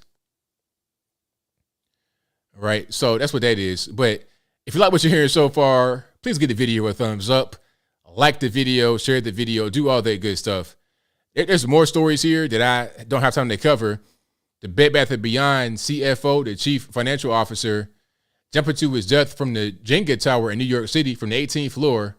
And I've been up on some of these towers, some of these skyscrapers. You got to have some balls of steel to jump from the tower. I mean, good night. I'm scared sometimes to be out there on the balcony just with my feet planted solid on the ground. You jump from the tower, you got to be on some drugs or something. I mean, good grief. The 18th floor, no way, Jose. I'm not going to be able to do it. You better give me a flying squirrel type wingsuit or something. I'm not going to lift my foot off the ground on a high up balcony on a skyscraper. I'm not going to do it. But he was toast anyway, because he was going to go to jail because he was involved with a $1.2 billion lawsuit that says that he did I want to say what the scheme was called. I got to be PG-13. But basically, he inflated the stock price a bit Bath and Beyond and beyond what it was really worth. And at the peak of that inflation, he sold his shares. And then right afterward, the share came crashing back down to reality. So before he got involved with the whole scheme, the price was like $4 a share. He gets involved as the chief financial officer. It's like $35 a share. So from $4 to about $35, he sells at that high $32, $35 dollar a share mark. And after that, it plummets to $9 a share. So he's being sued by people, investors and whatnot, saying, hey, man, we lost our shirt on this deal because of things that you said. You said that Bed Bath and Beyond was sound and they were doing good and they had good sales numbers and everything looked all right. So we invested in the long term to pump the stock up, and then the stock crashed, but you sold before the stock crashed. So what are we talking about here? You can't do that. So that is not legal at all, and he would have gone to jail if he got convicted. And that's probably why he went ahead and just, you know what I mean, leap of faith, and the faith did not work out too well in his favor. All right. If I say I won't say the name of the actual scheme, why would you put it in all caps in the chat? I mean, come on, let's work together, shall we? Like, really, what are we doing? But yeah, I'm going to go ahead and get to some super chats, and then I will get to the calls. The number to call is 434-658-1220. Again, 434-658-1220. I'll get to the calls in a few minutes. Y'all just hang tight. Hang with me, and we shall get there. Today's date is the 10th, correct? Okay, let's go ahead and get super chats wherever they're residing. All right, shout out to William Stryker, who says, ABL, I drove a truck for a company based in Memphis. That city is gone. There is no law and order anymore. Plus the city is decaying. Yeah, I've heard about that, about the decaying city. Yeah, it's a shame. Thank you to Prophet Ray, who says, dye your beard red, white, and blue before you shave it. You know, I just might. Who knows? Thank you to Araya Public Insurance Adjusting, I think, who says, when I was in the Army in 1996, I served with a guy from Virginia Beach. He always talked about the King Neptune Parade. Do you know of it? Yeah, of course. Down the beach, the King Neptune Parade. That's like an annual thing. Did I ever go to it? I probably did. But it's a statue of King Neptune down the beach. It's like an iconic statue that everybody goes to take a picture of it. Hold on. I'm going to show you the statue right quick. But yeah, the King Neptune Parade, that's something that we always would go to occasionally. Definitely a big tourist thing to go to. You know, one thing about being from Virginia Beach in that area, it's like a lot of the tourist things is just like, oh yeah, it's kind of regular. But yeah, I'm familiar with it. So that's a King Neptune statue right there down the beach. So that's much bigger than what it looks like. It's humongous. People, like, you could probably fit right there at the base of it and be as tall as it. It's really big statue. I don't know if that's limestone or what that is, or copper. I have no clue, but it's a really, really big statue. So yeah, shout out to Virginia Beach. Shout out to you from living out there in the Army, 1996. You know, I was around back then, of course, and going down the beach all the time. Going down to the beach for 4th of July, of course, acting up, going down there just randomly. Yep. Thank you to Ian Kinney, who says, have you heard about the new law going into effect in Illinois? They have just unleashed the purge. Yeah, I just played that a little bit earlier. Thank you for your super chat. Thank you to Said Bro, who says, yo, ABL, this was a copycat. He didn't get to kill anyone. The killer had short braces or something. Oh, okay. All right. Yeah, I think you're right about that. That wasn't the guy that did it. The guy that was talking on the video. There was a different guy who actually did the shooting. You're right about that. Thank you to Your Name Here, who says, good evening, ABL. With the left trying to downplay pedophiles to, quote, minor attracted people, unquote, do you think that it's related to Epstein and Maxwell's list that might be released? Interesting timing is all. That's probably a coincidence, because I think there are many more people who want to do stuff like that than just the Epstein people. You know, I think they want to infiltrate society and be seen as normal. That's my opinion. They want to be around your kids in school. They want to be around them outside of school with drag queen story time. They want to be all on their face when it comes to entertainment. You know, I'm not a TV guy, but occasionally I just do things. And sometimes I'll turn on TV and watch it. I want to see what's going on. Some of these shows, like if I might watch Netflix, right? And really what I use Netflix for is the animes. JoJo Bizarre Adventure, love it. No woke stuff, really good writing, good anime. But occasionally I'm on there and I see something else. And I click on it because it looks interesting. some mythical stuff, some kind of scary or dark. All right, I'm with it. Let's go ahead and do it. I'm watching it, an episode here and there. And before I know it, I'm inundated with LGBT stuff. Like inundated with LGBT. I'm talking about nothing but LGBT. And also like gender switching. In one show, the devil was a woman.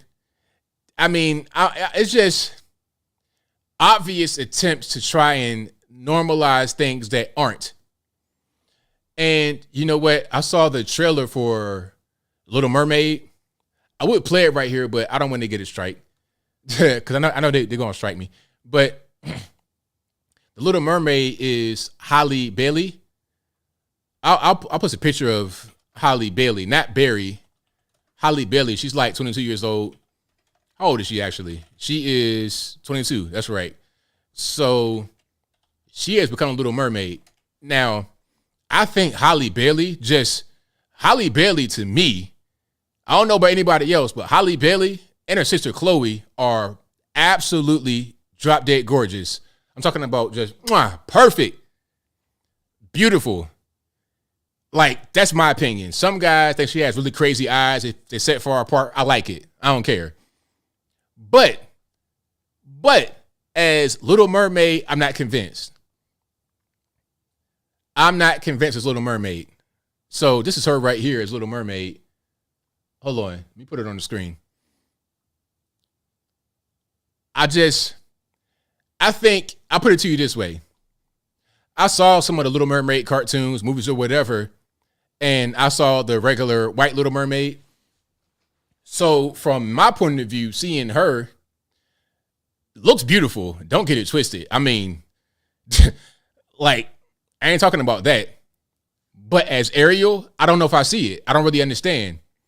If you were a little kid, you never seen Little Mermaid before, it might make sense to you because you don't have any point of reference. But to me, I don't really get it. Because I've already seen the Little Mermaid before. I've already seen Disney from back in the day. So I have that point of reference. But if you're 2 years old, for you, it'd be fine, I suppose.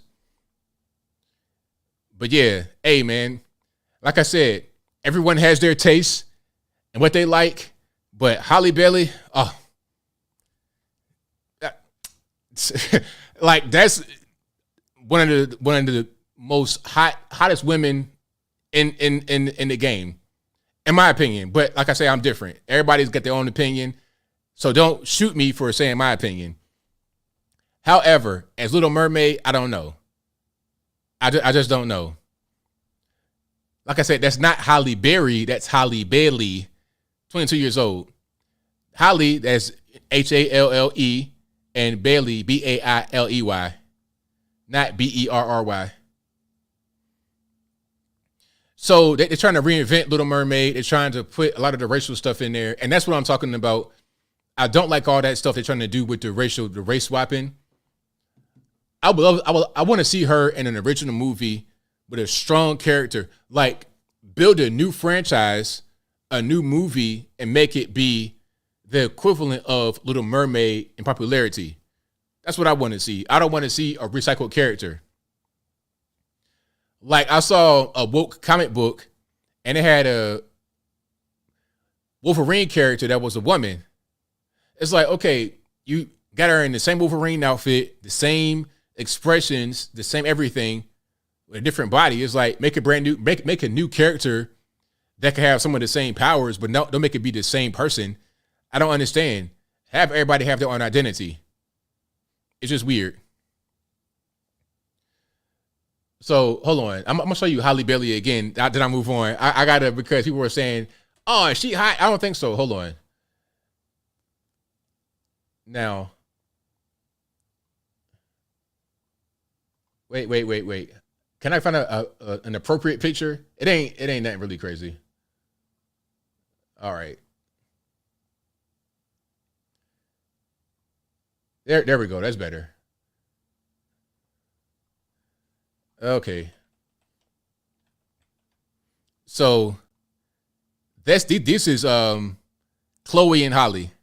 Chloe's on the left. That's this is like an older sister, like 23, 24, something like that. That's Chloe. and on the right is Holly. Hey, I think they A1 fantastic personally, but like I say, everybody has their own taste. So don't shoot me for just giving mine. You know what I'm saying? It is what it is. So she on the right, she's gonna be a Little Mermaid, and they're gonna dye her hair red, and something else. They got her in red dreads and a Little Mermaid outfit. How does it make any sense? Put her in the red flowing wig at least. I don't know, but they said they're gonna try to reinvent the character so it won't be the same thing.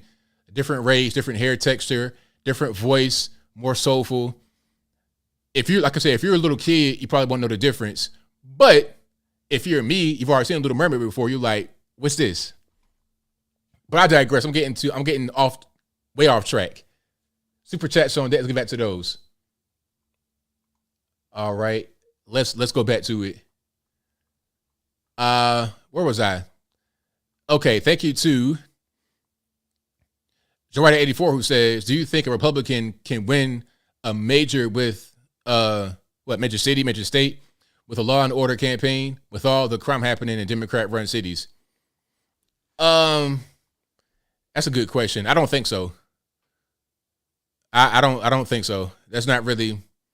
I don't think a Republican can win a Democrat city, unfortunately, unless it's like a 50-50 kind of toss-up type place. But if it's like San Francisco, forget about it. It never happened. Not in our lifetime, anytime soon at least.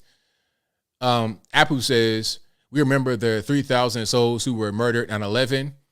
Thank you to Apu again, who says, God bless all the Americans of United Flight 93. Let's roll. On this 10th anniversary of 9/11 terrorist attack at consulate in Benghazi, we remember the Ambassador Chris Stevens, DSS security officer Sean Smith, and Navy SEALs Glenn Doherty and Tyrone Woods. God bless. Apple also says Mr. Obama, Mr. Biden, and Ms. Clinton will be held accountable for their criminal cowardice and incompetence by the Lord Jesus Christ on the last day. British monarchy was the worst government ever, except for Soviet communism, Chinese communism, Pol Pot, North Korea, Islamic Jihad, Ottoman Empire, Genghis Khan, Attila the Hun, and Democrat cities. There you go. Very well done. Also, what did the British monarchy ever give the world? English, Shakespeare, Chaucer, Tolkien, Lewis, Chesterton, Beatles, Rolling Stone, James Bond, Beatles, again. Winston Churchill, Robin Hood. I can't believe the Brits believe in the family dynasty government. I mean, come on. Look at North Korea, Cuba, Canada, even the USA. There should be no dynasties. Clinton, Cuomo, Bush, Pelosi, Biden. Exactly. Exactly.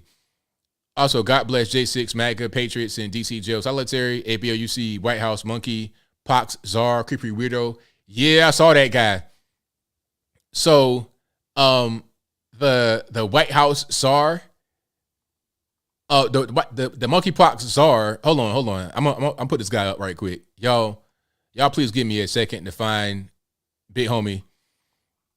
But this guy, I'll put him up briefly. I'm not gonna show too much going on. Hold on. Okay. So this is Biden's White House monkeypox coordinator, Dmitry Daskalaskis. And you see my caption. This guy is patient zero. Look at this. He has a picture of himself in a suit with the shirt open and some leather bondage stuff underneath it. I mean, come on. We see what's happening here. This is crazy. But to his credit, he did say when he went out in front of people, like at the press room, he did say who was at risk for spreading it. That's men who have relations with men. Now, you can't just say gay, because that could also include women. They're not included in this. It's about the men specifically, and the highly promiscuous men like this guy appears to be. And that tattoo right there is kind of interesting. What is that? Is that something that you might see in a satanic temple? I don't know, but I'm just asking questions. But this guy, if there was a patient zero, it'd be him, because we know who's spreading it. These guys that are involved in all kind of crazy stuff. Bathhouse Billy over there, you know what I'm talking about? But I digress. So yeah, I did see him, Apu, to answer your question. Also, FBI raided 35 Trump officials. FBI's out of control. FBI agents, Lord Jesus Christ will judge you. Also, Irish Soy Boy says, in Ireland right now, people have been setting off fireworks for just the past 2 days. So are they celebrating or what? Thank it to AR0691 for your donation. Thank it to Apple, who says, ABL, you stoked for college football. What's your team? I never really watched college football, to be honest with you. I watch some of the games. Of course, you're going to watch, some of the Tennessee games, Bama, Georgia, places like it. But beyond that, I'm not really into having teams. Well, I do watch it. I'm not going to lie. But I don't have a team that I follow. I'm going to go in and say the Bulldogs. How about that? Because where I am right now, I could say either one. I could say, where I live right now, I could say either one. I could say Bama, Bulldogs, or UTK, Tennessee. I could say either one because I live right on the Georgia border. Bama's like 30 minutes away, and I'm in Tennessee. So I could say either one. But I'm going to go ahead and say the Bulldogs. But I might change it to Tennessee. So we'll see. Also, Apple says, you're getting reactions from fans by Uncle Tom too? Yeah, a lot of positive feedback by Uncle Tom too. Definitely a lot of positive feedback. Shout out to you guys that were there at the premiere and watching the movie. I appreciate you. Max Headroom says, the Queen and hubby Philip were convicted of losing 10 children under their care, never found. Wow. Didn't know about that. Apple also says, will you watch My Son Hunter getting rave reviews? I will watch that, absolutely. It was a great trailer. I watched the movie as well. Tisa Jizzle says, ABL 22 an hour is nothing. All of their income is going to get eaten. And the taxes going up for Green Deal, Ukraine, immigrant payout. It's all smoke and mirrors. Also, and the rate of inflation rises. If the rate of inflation rises faster than your personal income increases and does not exceed or match it, you are on the losing end. Correct. Thank you to Les, who says, ABL, greetings from Little Patriots. God bless U.S. Thank you to Miss Molina, who says, much love from Toronto. ABL, you helped me get through the adversity of the pandemic and continue to be resilient to what's just. Been watching for years. Miss your IG streams. God bless you. Thank you for that. I appreciate you. I might bring them IG streams back, but I need to be more consistent with that. That's all. And thank you to Les again, who says, make Little Mermaid great again. All righty. Great super chat. Thank you guys for supporting. Now it's time for the calls. You guys know the drill. The number to call is 434-658-1220. There's also an email for Skype in the description. If Skype doesn't work right, don't blame me, blame the white man, because it's not my fault. But let's go ahead and get cracking, get rocking, and rolling. Again, 434-658-1220.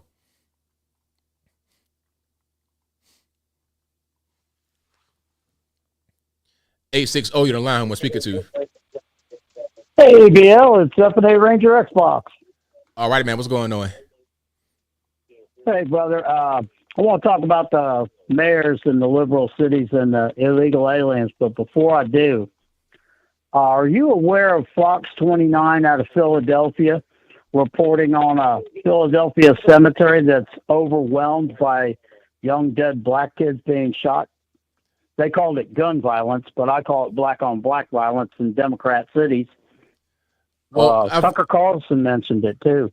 I've heard that before about, I've heard that before. Like, and it was, they showed the cemetery, and it was a mess. Right, they couldn't keep up digging graves. Yep, I saw that. It's crazy. And you remember what I said about a year ago about how Democrats are exterminating black people? Yeah. It sucks being right all the time. Yeah. I wish I wasn't. This world's gone crazy. It's a mess. But a lot of people don't know Eric Adams from New York City. He's been to China 7 times. Oh, is that right? Did you know that? No. Oh, yeah. He's a communist. You know about the protests that are going on in Czechoslovakia, the Netherlands, Chile, where they're in revolt of their governments, Italy, because they're attacking the farmers. Right. That's the World Economic Forum. The first thing communists do is kill all the farmers, starve the people. But That's our plan. That's why Bill Gates bought all the farmland. China owns 1/5 of America's farmland. They want to grow our food on their toxic, heavy metals, contaminated land in China to sell here. That's why our government took off the requirement country of origin from our food. So you can't tell unless you go to a butcher shop or a high-end supermarket that buys local and stuff. Because if you go to Sam's Club, Walmart, whatever, chances are next year, year after, you're going to be buying toxic food made in China. And you're going to see the cancer rates and everything explode. But food's going to be very expensive. But getting back to Eric Adams, he just sounded like, excuse the expression, but when he was giving that speech where he kept repeating over and over again, I'm on a sustainable plant-based diet. And he kept saying it over and over and over again. Do you remember that? I don't remember that particular part. Well, I've watched it, and I was just disgusted because he sounded like, you have to forgive me here, but the only thing I can compare it to is one of the field slaves in Gone with the Wind talking to his master, That's what he sounded like he's putting on a show for the puppet masters, pulling his strings. I'm on a plant-based sustainable diet. It doesn't matter because I'm on a plant, and he must have said it 20 times during that speech, and I'm like, what in the world? It's like a wind-up toy that you wind up and it just keeps jumping in the same spot. And but I agree with you 100%. Greg Adams is a hero for sending these migrants to Chicago, because now you see the Democrat Party in their full racism. Yeah, they want to be a sanctuary city as long as they can just virtue signal. But when they have to actually do work, they're the most incompetent people on the planet. They can't accomplish nothing. I just don't get it how they stay in office. I don't know what's going to take to wake these people up. Like New York's complaining about it. Beetlejuice is complaining about it. And what's her name in D.C.? Oh, we can't have it. We're border towns now. Well, congratulations. What do you think you're doing to the people down there? It's like here in Connecticut. Oh, well, they should allow those people. But now you go around Connecticut and half people here don't even speak English. They're speaking Spanish. And when I came up here 14 years ago, you didn't hear that. You heard it down in Florida all the time. But not up here. What do you think, buddy? About what? About Greg Adams sending all those people up, and all of a sudden now that they're showing their racism, basically. They're all sanctuary cities and everything until it's put on them. Now they're begging we're going to put $10 million out. They just throw these numbers out like it's nothing. Yeah, I mean, but, they don't really understand. Well, they don't really care about anything that happens to the border towns until they have to face it. Then all of a sudden they care. Then all of a sudden it becomes a problem. But out of sight, out of mind, that's pretty much how they operate most of the time. Bingo. About the minimum wage, whenever someone in the government says they're doing something for you, you got to look at what's in it for them. And what's in it for them is no matter what, they're going to put you in a higher tax bracket, which I'm going to end with this. I quit watching professional sports because it enslaves too many black men into a higher tax bracket. And I'll let you go with that, brother. You take care. Love you. Thanks for the call. Keep Appreciate up the good work. Thank you. God bless. All right. Shout out to my man for the call. Let's do a few more here. Let's go. 570, you're on the line. Who am I speaking to? Hey, ABL. It's Dominic from Brooklyn. How are you tonight? I'm all right. How about yourself? I'm good. So I kind of had two topics. If the one goes too long, I'll skip it, and I won't go to the second one. But the first one was about the Queen. I never had hatred in my heart for her. No dislike. She's got nothing to do with us. But if you kind of look at it, that had not the forefathers of this country kicked Britain, England out of here, told them to kick rocks, threw their tea in the water, and everything they did all those years ago, she would have been our ruler. And she did not ever seem like she was a nice lady. And with everything we have here with the president, at least every 4 years we change who we get. Sometimes we get a good guy, sometimes we get a bad guy. But we would have been stuck with her. And as soon as she died this week, we would have been stuck with her son. And he doesn't look like a prince. And the only person that ever died from over there that we shared a tear for, was Princess Diana. And she totally didn't blend in with them. That's why I think they took her out. Well, I mean, do they actually do anything government wise, because they have a parliament and they got a prime minister, right? Yeah. So what does the queen actually do when you're talking about government? Is she still ruling? I hear you. She's not really in charge, but she's like their poster child, kind of, like when everything sums up, it's all done under the queen. I know what you mean. She doesn't have much say, but she's the face of them. I mean, we all know she's the queen. Yeah, I couldn't really name people in their parliament offhand or any of their other guys, but everybody knows the queen. And she wasn't nice. Didn't seem like she was like the mean school teacher from when you was a kid. And, she never appealed to me. They said Princess Diana was the only one over there that you could ever say that there's a nice lady. She's beautiful. She's sweet. She seems to be kind to the poor people, and she's loved around the world. And I think they took her out. So, there's no animosity like, good, she's dead, but there's no love lost. It's like, whatever, we're not going to look at her no more. Now we're going to be seeing her son with the big ears, and he doesn't look like I said, he's like Prince Charming. So, that was the one thing. The other thing I wanted to mention to you, ABL, was with New York City. I'm Dominic. I'm from Brooklyn, but I relocated to the Poconos years ago, and I watched New York City. I always loved New York City, and I can't stand what New York City's turned into. And, they had in New York City, they had a chance to get somebody like Curtis Sliwa, in my opinion, would have been the better choice to straighten out New York City. And they went with Eric Adams. And I watched it when they had the election. I think like less than 1 million people voted in New York City for that. I think it was like 260,000 for Curtis and like 800,000 or something like that for Adams. And there's so many millions of people there that it just was like, it was obvious that they didn't care. Nobody cared. So they get what they deserve over there. I used to love New York City. I wouldn't even go there for a week now. If somebody dies, it's like, okay, sorry, they're gone, but I ain't coming. There's just nothing there. It's really became such a bad place. And I always loved New York City. I always loved to hang out and party in the village and the Lower East Side and go out and see everything. And you couldn't pay me to go there no more. So I just wanted to share that with you, ABL. Thank you. I hope the police officer from Chicago calls tonight. I always love to hear him. He's got some great stuff. And you keep doing what you do. We love to hear you. Thanks for the call, man. Appreciate it. Take care, BL. All right, Charles, man, for the call. Let's get to some more here. Let's go to 817. You're on the line. Speaker to 817. Yo, what's up, ABL? What's happening? What are you gonna do with your beard, man? I'm not a weird question, but Wait, what do you say now? Your beard, man. Are you gonna shave it off? Are you gonna keep it? It's gonna be here for a little while. I don't know what I'm gonna do with it. I'll decide that pretty soon.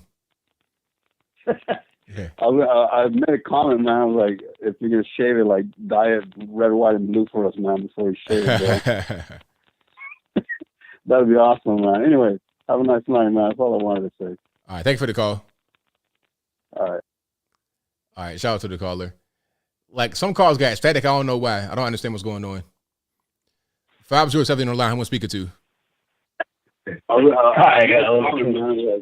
Okay. It's Brian.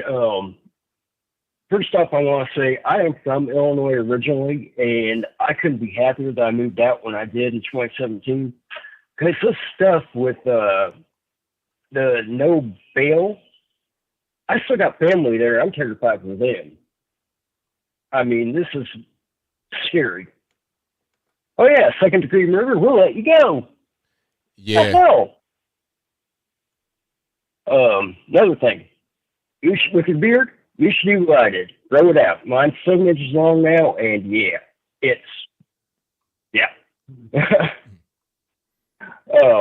Third thing, that volleyball player, from the way I was researching it. Apparently, her aunt came out and said all that Rachel Slur stuff before, and she was just trying to back her aunt up. But why?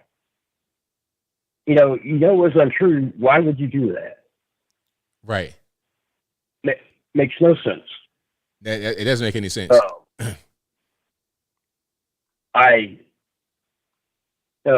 43 years old. So, I grew up in the 80s and 90s. Things were so much easier back then. You didn't have to worry about all this race baiting. Well, not in this extent anyway. You still have the Democrats saying, oh, yeah, Republicans are racist. And my grandfather told me at that time that, the only way he voted Democrat is if he was dead. And at the time, I didn't get it. But several years later, I figured out, oh, yeah, the only way I vote Democrat is if he's dead because they use dead people to vote Democrat. I guess that's in the rule book that if you die, you have to vote Democrat. Well, yeah, I suppose so. Yeah. Anyway, I just wanted to say that, yeah, Illinois, I saw in the chat somebody said they're worse than New York and LA, California. No, I think Illinois takes their ideas from the two. So, if we get rid of the coasts, east and west, I think we'd be a lot better off. Like if the San Andreas fault line came across and just totally made California an island, like an escape from LA, same for New York, escape from New York, I think we'd be a lot better off. No doubt, man. Well, I thank you for your call, man. I appreciate you. My 2 cents, and I've been listening to you and watching you for a long time, and I'm so glad that you're putting the word out there, the actual truth out there. I just wanted to get that out there. I appreciate it. Thank you for your call, man. I appreciate you. All righty. Shout out to the caller. 304 on the line. Who am I speaking to? It's Jeff from West Virginia, ABL. How you doing?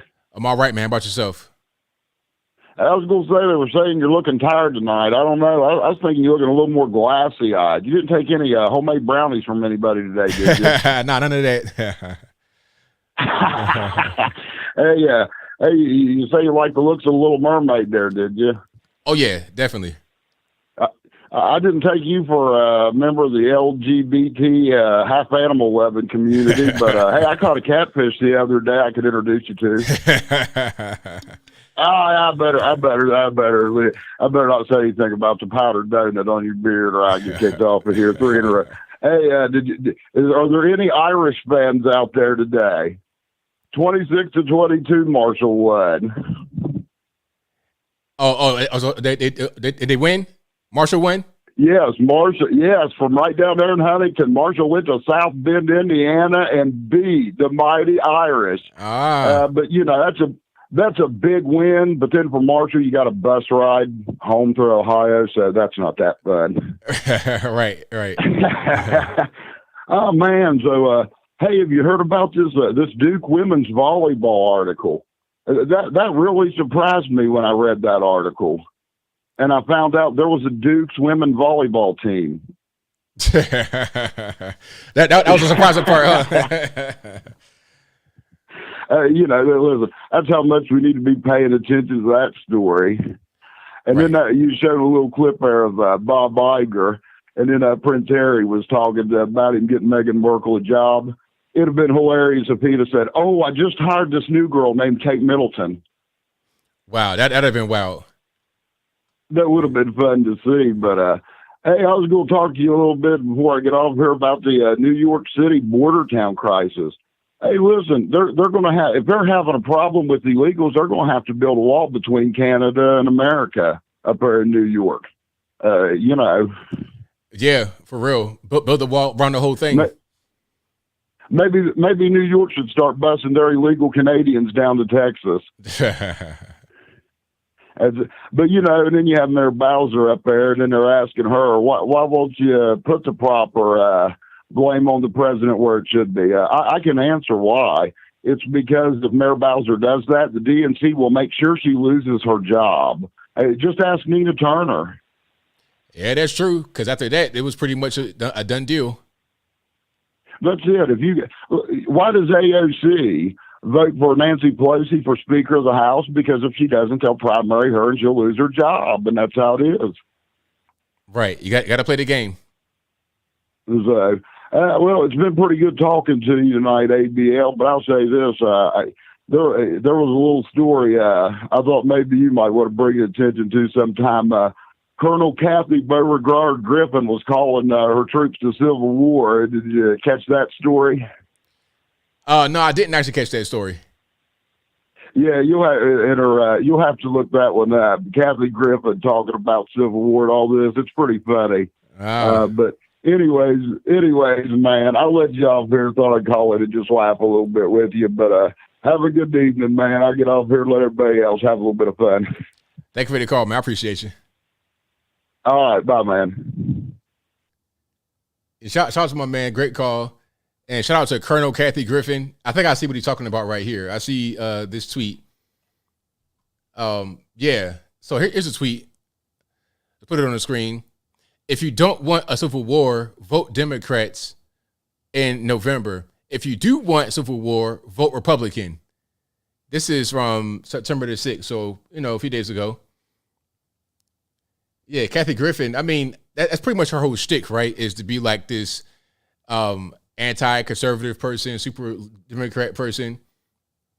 So I guess the movie roles dried up, the Hollywood life dried up. So what do you do now? All right, I'm gonna just be an anti-Trumper for a living. I guess it works out well for her. I guess there's some more calls here. The number to call 434-658-1220. Again, the number to call 434-658-1220. 631, you're on the line. Who am I speaking to? Hey, ABL, how are you? I'm all right. How about yourself? I'm doing all right. I'm just watching you live. Just want to say big fan of the show. Started watching you in 2020. Well, thank you. Appreciate that. Definitely turned on some people onto your live, you're doing good things, but just wanted to say I got an idea that I want to propose to you. Okay. I was thinking, and I want to hear your opinion on this. I'll watch your live when whatever. What do you think, your opinion on you, potentially Candace Owens and Officer Tatum or whoever, the Black conservative movement, as you would call it, starting up like Black Wall Street again?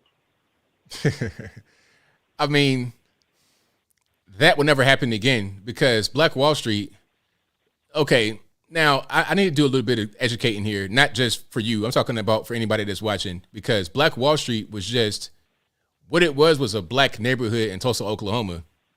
And Black Wall Street existed all over the United States in black neighborhoods. It was just not that one.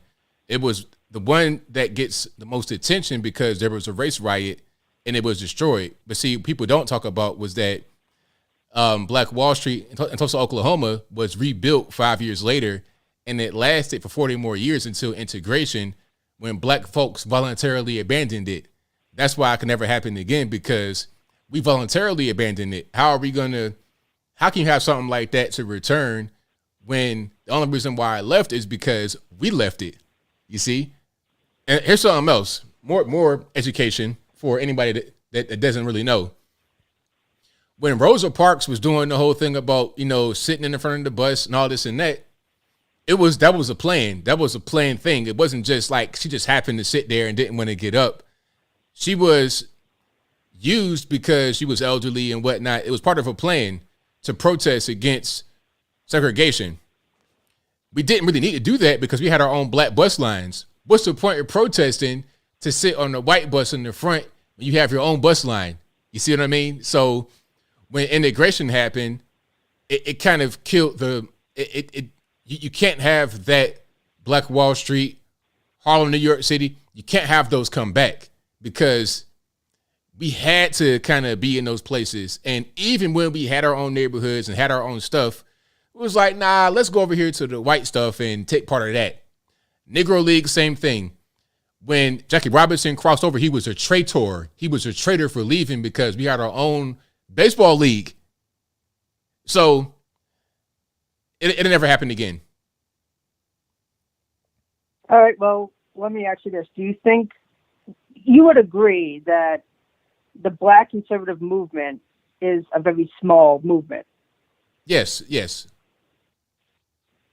So do you think, because a lot of people respect you, for what you do, and it's great work, I'm not hating. And what Candace does, great work. What Officer Tatum does, great work. Larry Elder, etc. Do you think that because it's a small movement and a very respected movement on what you do with, say, the Constitution, rights, what it means to be Black in America, that you, the movement, or Black Sit, if you would like to call it that, or that piece, should have their own thing going on, such as like I'm not going to say like a Walt Disney World, but like something where people like can go to just kind of be like, to just, I don't know what I would call it, a place where almost like a Black Wall Street in a sense, not like that, but I don't understand the question. You gotta just ask a question and don't try to beat around the bush. Just ask a question. I won't be offended. Just ask a question. Oh no, I don't think you'd be offended. I was saying like a place where like the movement can have a place of like do you think there could be a time and a place in the future where people can go to just engage in what it means to be a Black conservative? I mean, you can do that anywhere. I mean, you don't need a place. Like you don't need no safe space to do that. You can do that anywhere. We can just we meet up in places. We can go to hotels. So that's the beauty. We could go wherever we want. We could rent out a place, have an event. We can have, just like the Blexit events, you can have those anywhere you want. Rent out a venue, get some money together. We can just go to to somebody's house. We can do whatever. Like I could just say to some guys, hey man, let's go to Atlanta right now. Let's go to X, Y, and Z hotel and let's have a party. Let's just get together, do whatever we want to do. So there's no need for a particular place to do that. I don't understand what you're trying to say. I don't get it. No, I mean like I feel like you and just you as one human person just can have a place like a Black conservative place where people can go to just gather, like not just a hotel room. I feel like that's like kind of. No, I ain't say a hotel room. I'm talking about a hotel like a convention center. Like you go to a hotel. Yeah. I mean, you could do that anywhere though. So there's no need. My point is there's no need for a particular. There's no need for a particular space to do that. Where it's like Black conservative land. There's no point in doing that. Okay, let's have an event at the Marriott. Rent out a venue. We could do whatever we want. There's no need for like a particular place to do that. So I understand your question. But my answer to you is that we can do whatever we want, wherever we want. So there's no need for a particular place to be isolated to. It don't make no sense. There's no point in doing that. All right, I got you. I mean, hey, take it easy. Love what you do. Good job. Keep it up. The same old, same old. You're doing your thing. So that's all I got to ask.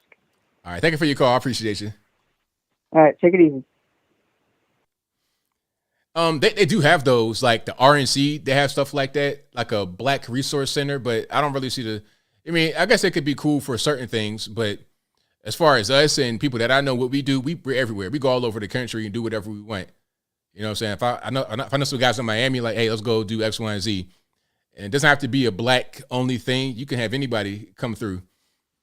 I think the most important thing would be for us to kind of just get anybody who wants to get on a conservative train there. That's the main thing. All right, Sweet, what's going on? Hey, what's going on, man? I'm glad Texas is moving those illegal immigrants that cross the border to D.C. because what happens is these liberals, they don't care what people, conservative states go through, so to them, I think with liberals, they want the borders wide open just so a bunch of immigrants come over because they look at them as voters, but they don't understand the economic problems that it causes the state.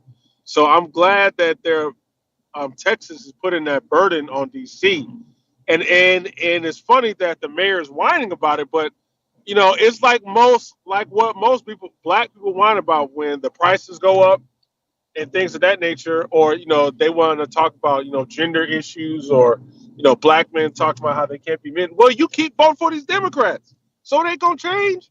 Like, are you willing to change your voting patterns? No. Are you willing to demand anything? No. You just do what you are told. So now you are with the party who is pro-open borders, pro-legal immigrant, don't care how economically it affects black people, don't care at all. You people think that there's going to be some type of black, brown, yellow, whatever color unified group to go after white people, and it doesn't exist. I feel like black liberals are the only people on this planet that think that there's some type of coming together of the races to attack the white man. It doesn't exist. Everyone else is worried about their economic prosperity. We're the only ones still worried about white people. So deal with these illegal these legal immigrants, because you're not going to change your voting habits. I think she's trying to low-key trying to say it's a problem, but then, it's like they want to talk out of both sides of their mouth. They want to first say it's a problem that they are coming through the border, but then let's say hypothetically Biden does something about it, like something where Texas stopped doing it. Well, okay, but what about Texas? Okay, what? Nothing. You don't care. Just cross the border. But yeah, man, I don't understand these liberals, because to me, if we have a country that's the number one economic country in the world where everyone wants to come through, and we have open borders, it just like, why do we have a country? It just, I don't understand the logic behind open borders, unless there's two things. It's for big businesses so that they can get cheap labor, and Democrats want votes. But that's it, because illegal immigration does not benefit any American. Like, Mike, man, I live here in Dallas, Texas, man. Black people down here, especially liberals, they don't even like illegal immigration. They say, I don't like Trump, but I do agree with him about that border. You know what I'm saying? They want something done about it, because it's really affecting the economy out here. But yeah, man, the same thing with those black people. You keep voting for them. So, deal with it. If you're having economic problems, or if you are a low-income African-American and you complain about, they are taking over our construction jobs or whatever other job, deal with it. That's how you vote. Deal with it.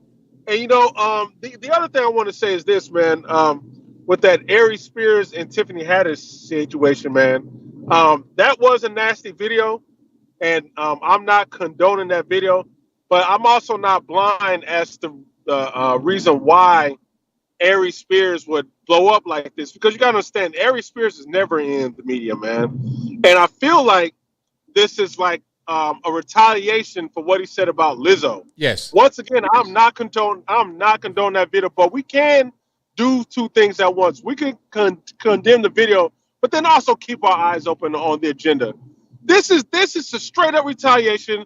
Tiffany Haddish got sniped in the process. She was not the target, but I think this was the most darn thing they can find about them. And what that shows to me, and once again, where the black liberal fails at what they'll always fail at, which is why no progress is made for black people, is that these white liberals, they only promote the worst aspects of us. Like, they are promoting obesity, especially in our women. Like, if you look at what's the number one killer of black people, it's like heart disease, obesity, just things dealing with bad health. And they sit there and they promote it. And if you look at the type of woman Lizzo is, man, like what she represents on Instagram, just, butt always out, or she would go to a public basketball game where there are kids there and cut out a cutout of her butt to where it's exposing and bend out and show it, and we don't see that as immoral. Black people can't say, wait a minute, we got some type of morality in our community. We're not going to represent that. It's like we don't say anything. It's like you go, girl. You are free. Love your body. It's all the dysfunction in our community elevated by the media. Most of the media is controlled by white liberals. They elevate the worst, problematic, stereotypical stuff in our community so that way we can remain dysfunctional, and in our dysfunction we remain economically poor and broke, and then the white liberal comes swoop down as our hero saying, well, we're going to offer you this and that.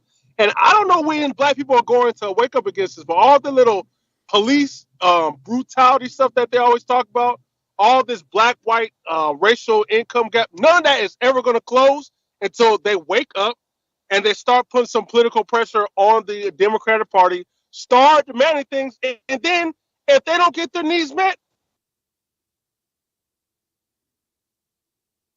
control our narrative, and then black people acting like they're so scared to call out anything immoral and allow another race of people elevate the most immoral things in their community, then we're going to remain on the bottom. That's all I got to say, bro.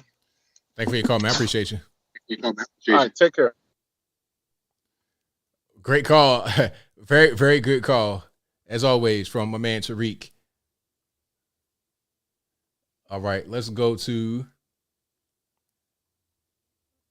Hold on one second. The calls are coming in. Y'all give me a second to get caught up. 203 on the line. Who am I speaking to? Hey, what's up, ABL? It's all good, man. What's happening? Mr. Anthony. Loving the show. I caught it a little bit less. But listen, you into Marvel? Somewhat, yes. So what does monkeypox coronavirus have to do with Hollywood and Joe Biden? I don't know. So have you ever seen Captain America? Yes. So in Captain America, when he wakes up and he's running throughout, what the heck is that? Oh, Lord, I'm having a brain fart over here. It's Times Square. And he's looking around right before he's getting captured. There's a spot where it shows a Corona bottle and the virus on the right. This is 2011. Okay. So I'm saying like this, because I kind of agree with something you had said earlier. You said, yo, Hollywood in all these movies, they always project something beforehand so that, you know, the regular normies are just more accepting to it. It's almost like a form of MK Ultra. I don't know if you believe in all that stuff, but there was something correlating with that, where when Joe Biden got elected, Kamala Harris and him were walking, I think it was in February, 2021, February, early February. It's winter. And they're walking, I would presume to be like near the White House or maybe their other, stage studio. And in the background, I spotted something where it looks like Baphomet. Do you know what Baphomet is? Yeah, like the satanic symbol, satanic statue. Yeah, exactly. So Baphomet, when you look at its, erectile parts, I don't want to be too grotesque here.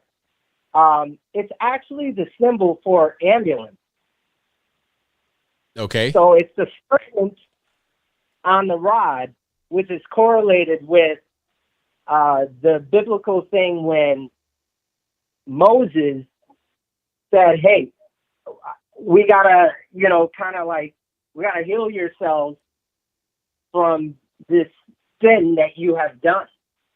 But they took it and perverted it in a manner kind of like pharmakia. Sir, I got to ask a question. Like, where are we going with this? I'm trying to, I'm trying to follow you here. Well, yeah. No, because remember you were talking about his new monkeypox dude, right? I said what now? The monkeypox dude on his chest. Yeah. He has a cigarette. Right. So this is all like satanic, bro. Like legit. Like it's you know what? Maybe I should have formulated it a little bit better, but it's all correlating. If you look at like what they've been building up to in regards to the coronavirus, the monkeypox, all this homosexuality, and look, you do you, that's cool. But the prerogative is pretty much to pervert any genealogy. Okay. That's why they're pushing it onto the kids with this child grooming. And they do it through pretty much entertainment, and all these politicians are in on it. Right, I'm with you, man. But I got a few more calls on I got to get to. Thank you for your call, man. Definitely appreciate you. Sure, no problem. All right, now. All righty, shout out to the caller. Let's get to a few more here. Let's go to 918. You're on the line. Who am I speaking to? Oh, ABL, what's up, buddy? Not much, man. What's happening? Hey, it's JB Scott from Oklahoma. How you doing? It's all good, man. Can't complain. Yeah. We got some interesting calls and topics tonight. I mean, really good. What was I going to say? The DC illegals. Yeah, I'll talk about that one for a second. I watched your video you had about it earlier, and that is a rich story.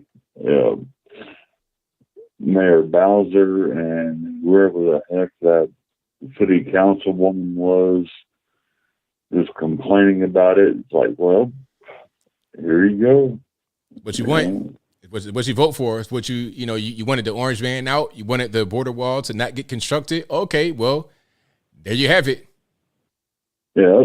And it's right at your front doorstep, man. You got to deal with it. Yeah, I thought that was brilliant. Yeah. And the fact that they're having to deal with it now is just, that's amazing. All right, a couple more announcements. My smoke detector batteries are fixed. Yeah, there we go. Congratulations. Yeah. And I got you a new subscriber. Okay, this really good friend of mine. I met her on, Grand Theft Auto Online. We've been friends for like over a year, and I'm trying to get her red pilled, and she's getting there. And she's just kind of lurking right now, listening. She won't call in, but I told her I was going to call in and give her a shout out. Her name is Vampy. And she hated that. She was like, you better freaking not do that. I'm like, no, I'm going to. Well, shout out to her. And, if you're watching, thank you for watching. Shout out to Vampy. Yeah. Yeah, she's learning a lot of truth from you. I mean, she really is. A lot of truth that she never knew about. Well, glad to hear it for sure. Yeah. And that's really about all I got to say. Queen Elizabeth, I'm not down with the whole British royal family either, but hey, she was a sweet lady, so I got nothing bad to say about her, she was a nice lady. But yeah, I don't believe in, like monarchies and royalty anymore either. Right. Yeah. But anyway, all right, buddy. Love you, man. Love everyone in the chat. And have a good night, dude. Thanks for the call, man. Appreciate you. All right, man. All righty. Let's go to 773. You know, line. I'm speaking to. ABL.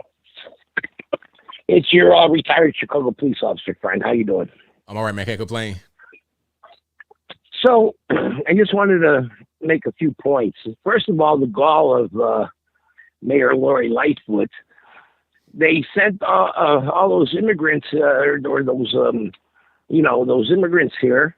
And then she put them on a bus and put them to the suburbs and paid a hotel room in the suburbs to house those people. When we have more than enough, room in empty hotel rooms in Chicago, not that I want them here, but the gall of her to push them off on a suburban, on a suburban community. Unbelievable gall. Yeah, that's crazy. The next thing I wanted to make was the point about this no cash bond. So that starts January 1st, by the way, no cash bond. Not only does it mean the people in the future who are arrested, it means the people who are already in Cook County jail. Because there's people in Cook County jail that couldn't come up with the bond money for robbery, for second-degree murder, and for all those other crimes that, was mentioned in that bill. And they're going to be released. So, one of the aldermen, they were crying racism and this and that. And, they didn't care when the crime was in the black community and all that. But here's my point. They're being released, many of them, not all, but many of them are being released to the poor communities.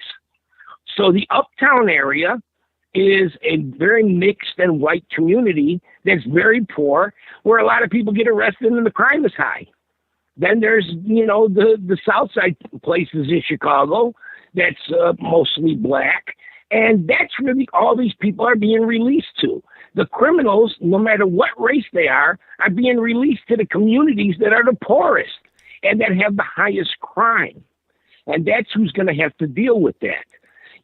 They're not being released to my neighborhood up here in Copland and in, city worker land. In my neighborhood, it's all single family homes. It's all people that work. It's expensive, but it's not the highest, property values, but it's very stable where I live. It's within the city limits because you have to live in a city to work for the city. And, they're not going to be released here. They're going to be released in those neighborhoods that have the most crime. Here's an actual statistic. It's only September, ABL, and so far there's been 500 homicides in Chicago. Just this month, it's the 10th of September, just this month, 27 homicides. This month alone, 27 homicides already, and it's only September the 10th. So these policies that these leftists are proposing, and not even proposing, that they're passing, these policies are only going to make that crime go up. And here's my biggest beef with the whole thing, is that, so I forgot her name. She's from the Young Turks, that Anna, the female from Young Turks. She did a video, I saw a little video clip where she was outraged that somewhere in California, they let a repeat offender out that committed another crime against somebody. Well, excuse me, but it's your policies, all the things that you guys harped about, that caused that. And my real beef is that they have these policies that raise crime and other things, and they don't take responsibility for it. They're always, just like defund the police. As of recent, they tried to blame that on the Republicans, that the Republicans don't want to spend government money to help these cities. Well, the city budgets defunded the police. They've taken away those funds from the police, and now you want the government to give those funds back. It's an unbelievable, they just don't have any, cause and effect. It's not a straight line. 2 and 2 doesn't equal 4 to them. Can you imagine how much crime is going to go up in this city when not only do you let people, repeat offenders, just let them go, after spending a little time in jail, they're going to spend time in lockup to be arrested and have their arrest report written up and get a court date. But then they get to go home and they're going to offend again. And the people in Cook County Jail are going to be let go until their court date, and they just going to, I saw it over and over and over again. I think I told you this. Near the end of my career, this young new copper arrested this guy. I looked at the guy's rap sheet. I arrested the same guy for the same thing 19 years earlier. 19 years earlier, and he's still being arrested. I was still the police. He was still being arrested. We kind of had a good laugh at it. I see we're both still doing what we do. It's unbelievable, ABL. So anyway, that's my 2 cents. And always happy to participate in the show. Keep up the good work. Thank you for the call, man. I appreciate it. All right. Talk to you later. Always a great call. And thank you all for being here. You guys are the best audience anywhere on the internet. So if you enjoy what you're hearing thus far, please give the video a thumbs up. Like the video, share the video, do all that good stuff. That helped me out tremendously. The number to call, 434-658-1220. Again, 434-658-1220. 775 on the line. Who am I speaking to? Oh, it's Tyler. What's up, man? And not so much, man. What's going on? Hey, man. Hey, this is the thing I've been struggling with. So, anyway, I have a problem. You know the videos where people are like walking up to like white people and being like, "Oh, hey, are you white?" And and like putting them on the spot and being like, "Oh yeah, you're white, right? You're white, so this." Like, this is my problem. Is like, I'm Sicilian, and so you go back far enough, and I'm sitting next to the black slaves in church. You know what I mean? You come. This is my thing. White supremacy is arbitrary. They're like, hey, Italians, hey, there's a day for you. Irish, St. Patrick's Day, there's a day for you. Everyone gets invited. Why are we even? I feel like calling people white is a white supremacist. It's a white supremacist standard. Like, I don't even understand why people even call themselves white anymore. Well, I think that it's just based upon the history of the country, because at one point you were either white or non-white, as far as the government is concerned. Then you had segregation and stuff like that. A lot of that was just government policy that has stuck with us. People have not really been able to move forward. That's a big reason, not the only reason, obviously, but that's a big reason why it's around. Yeah. I just don't like the fact that I feel like the standard that we've created for people, or like pointing out colors or identification, you know what I mean?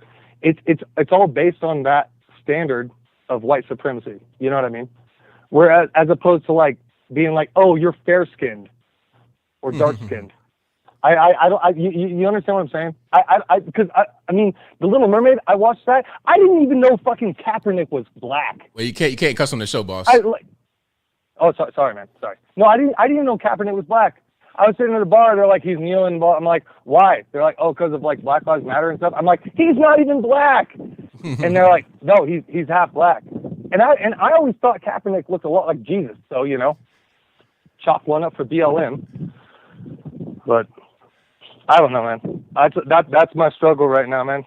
I don't like the fact that people are calling people white anyway, because I feel like a lot of the when someone's like, hey, you're white, admit that you're white. It's like what they're talking about is a white supremacist standard. Like I just feel like people just shouldn't hold themselves to that anymore. Anyway, that's why I called, man. Thank you for your call, man. I appreciate you. All right, peace.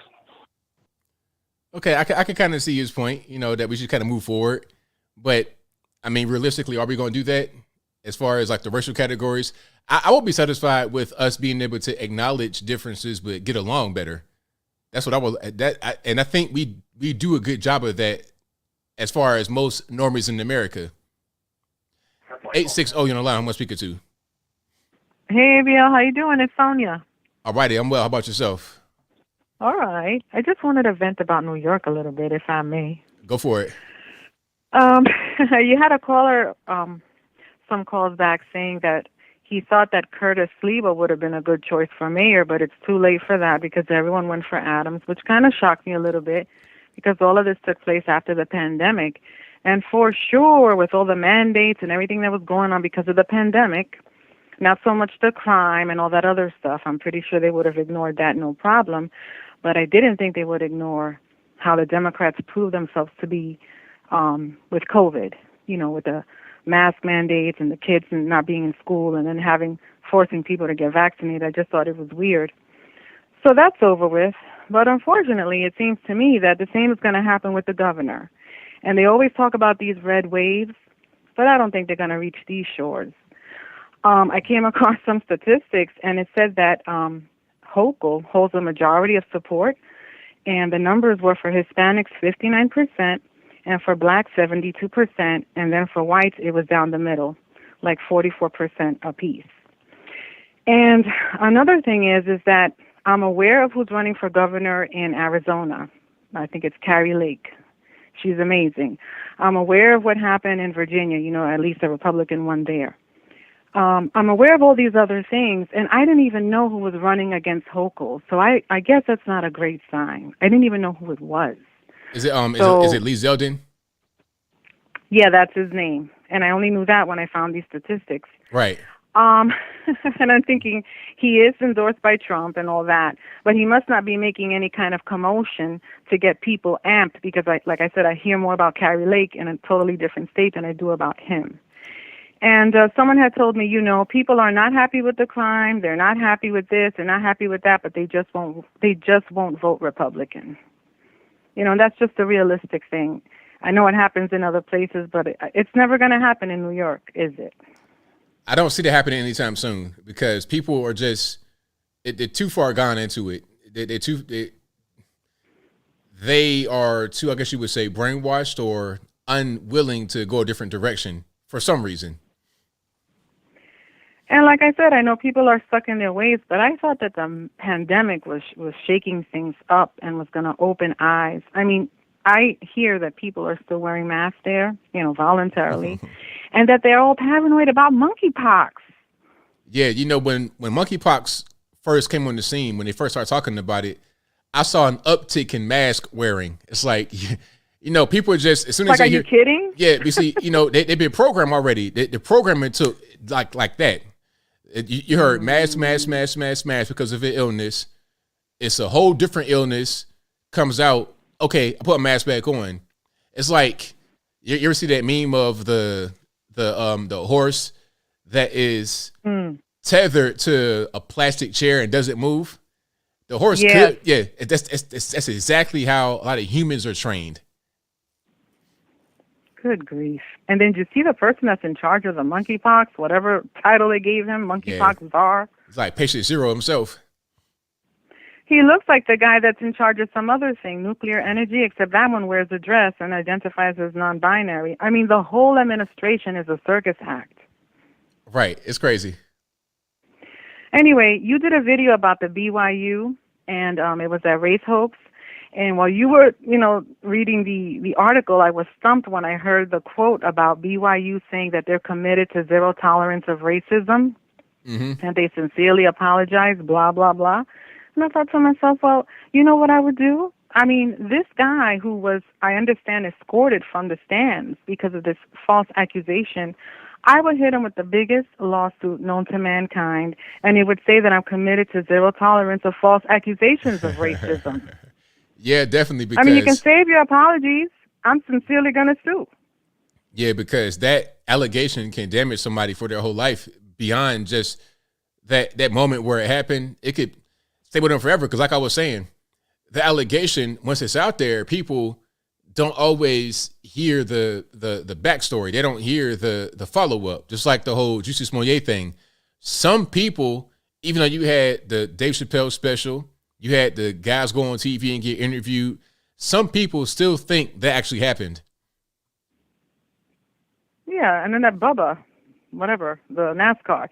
The thing is that I don't watch sports, but I heard that, they got this guy out of the stands, and I think he's also mentally challenged, if I recall. Yes. And then you have Stephen A. Smith acting a fool, and all these people are going in. And this is before they even heard. I mean, if they had to assume who might have said it and told them, listen, we have to do some investigation, and even still, I think it's wrong because they didn't have any proof. If he doesn't sue them like the Covington kid, I don't know what. I hope he does. All the networks that ran with it, ESPN, the student at the other school, Duke, the one that came out who's the head of them defending them afterwards, and BYU, they all need to get slapped with a lawsuit. I'm surprised we're not hearing about it yet. Yeah, I am too. I mean, wouldn't you sue if it were you, if you were that fan? I think I would definitely explore my options for sure. I have to get some legal counsel and see what my next steps are. If I was able to, because that's damaging. It's really damaging to people. That could stay on for a long time. It wouldn't Yeah, just and it be was about televised. Yeah, it's just like the whole Cal Rittenhouse thing. When they said all that about him without having any information, and that can stay with him for his whole life, yeah, I'm gonna go ahead and sue for damages. And then I'm going to leave you with this. It's identity politics. In Portland, they have homeless encampments just like California, what have you. They're lining the street, so much so that you can't even get through, and it's affecting, guess who? People in wheelchairs. So who takes over in terms of, identity politics? The homeless person on the street or the actual disabled person? Yeah, that's a good question. Wish I knew. I'll keep listening. Thanks, ABL. Ciao for now. Thank you for the call. You're welcome. Bye. All right, a great call. And thank you all for being here yet again. I got time for a few more. Let's go to 941. You're online. We're speaking to.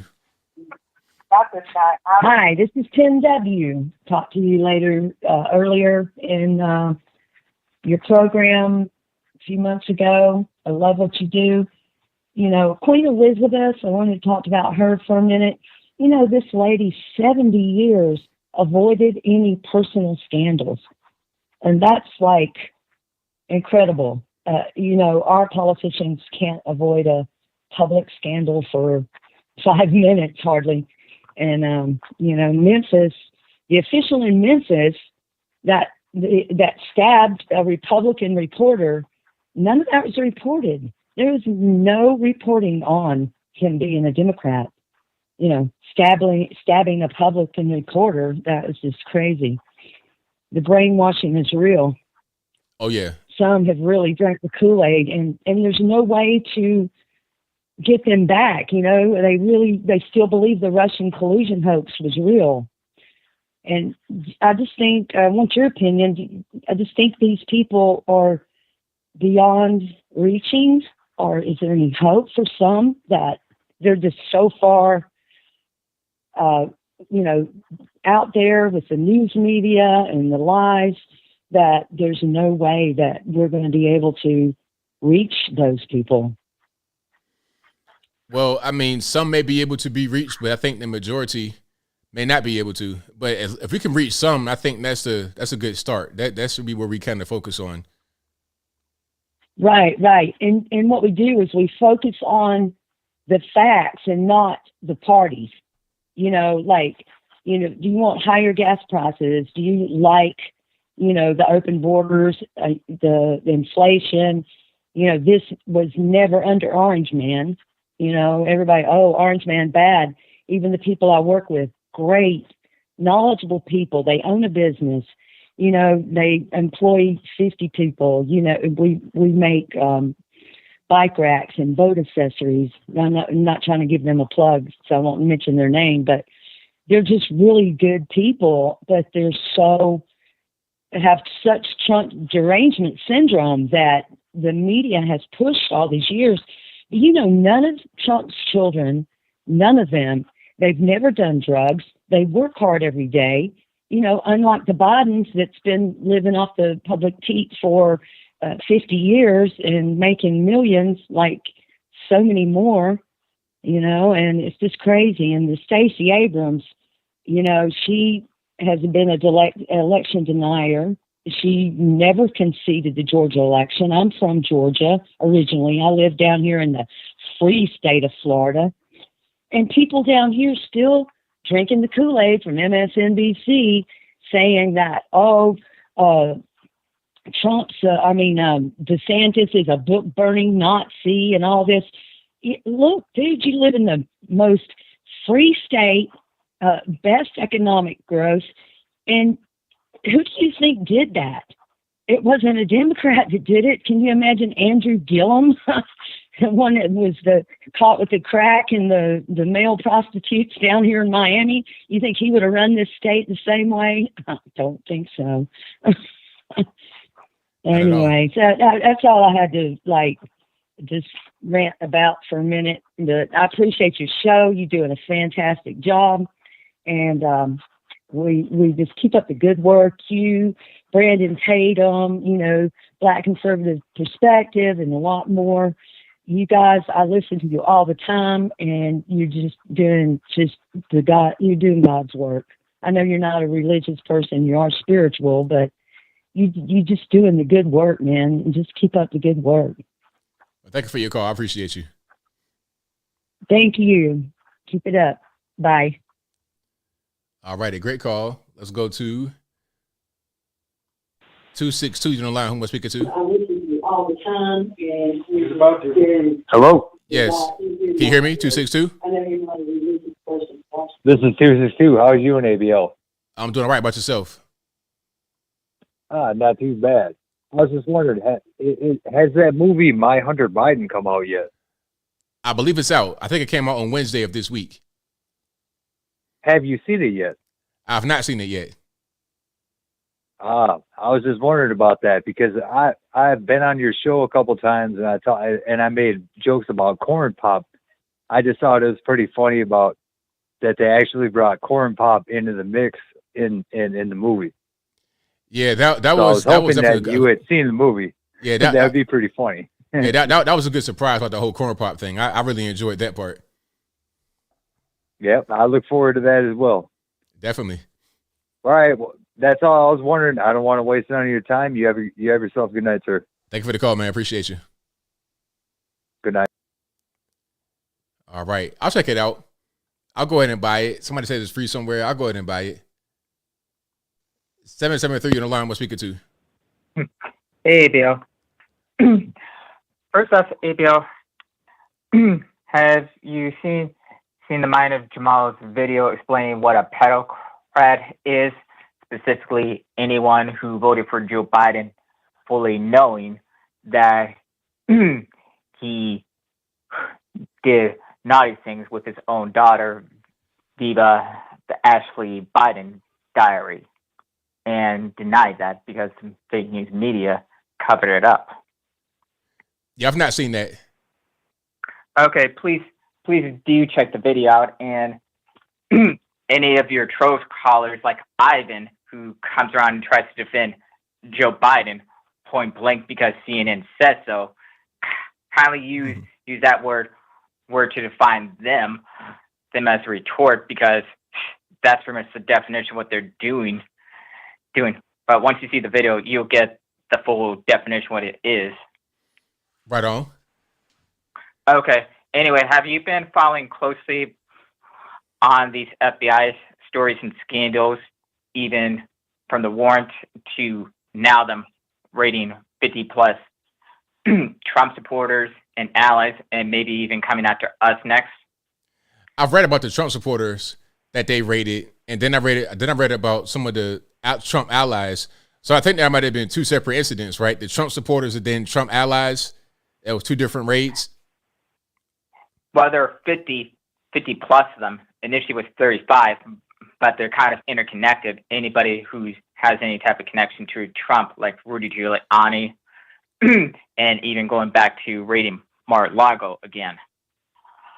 Okay. But I don't know all the details about every single person out there, but I've heard it from Black Conservative Patriot yesterday, and read it from the Gateway Pundit, and Tucker Carlson has it, and this woman on his show explains the abuse of power of the DOJ in this one.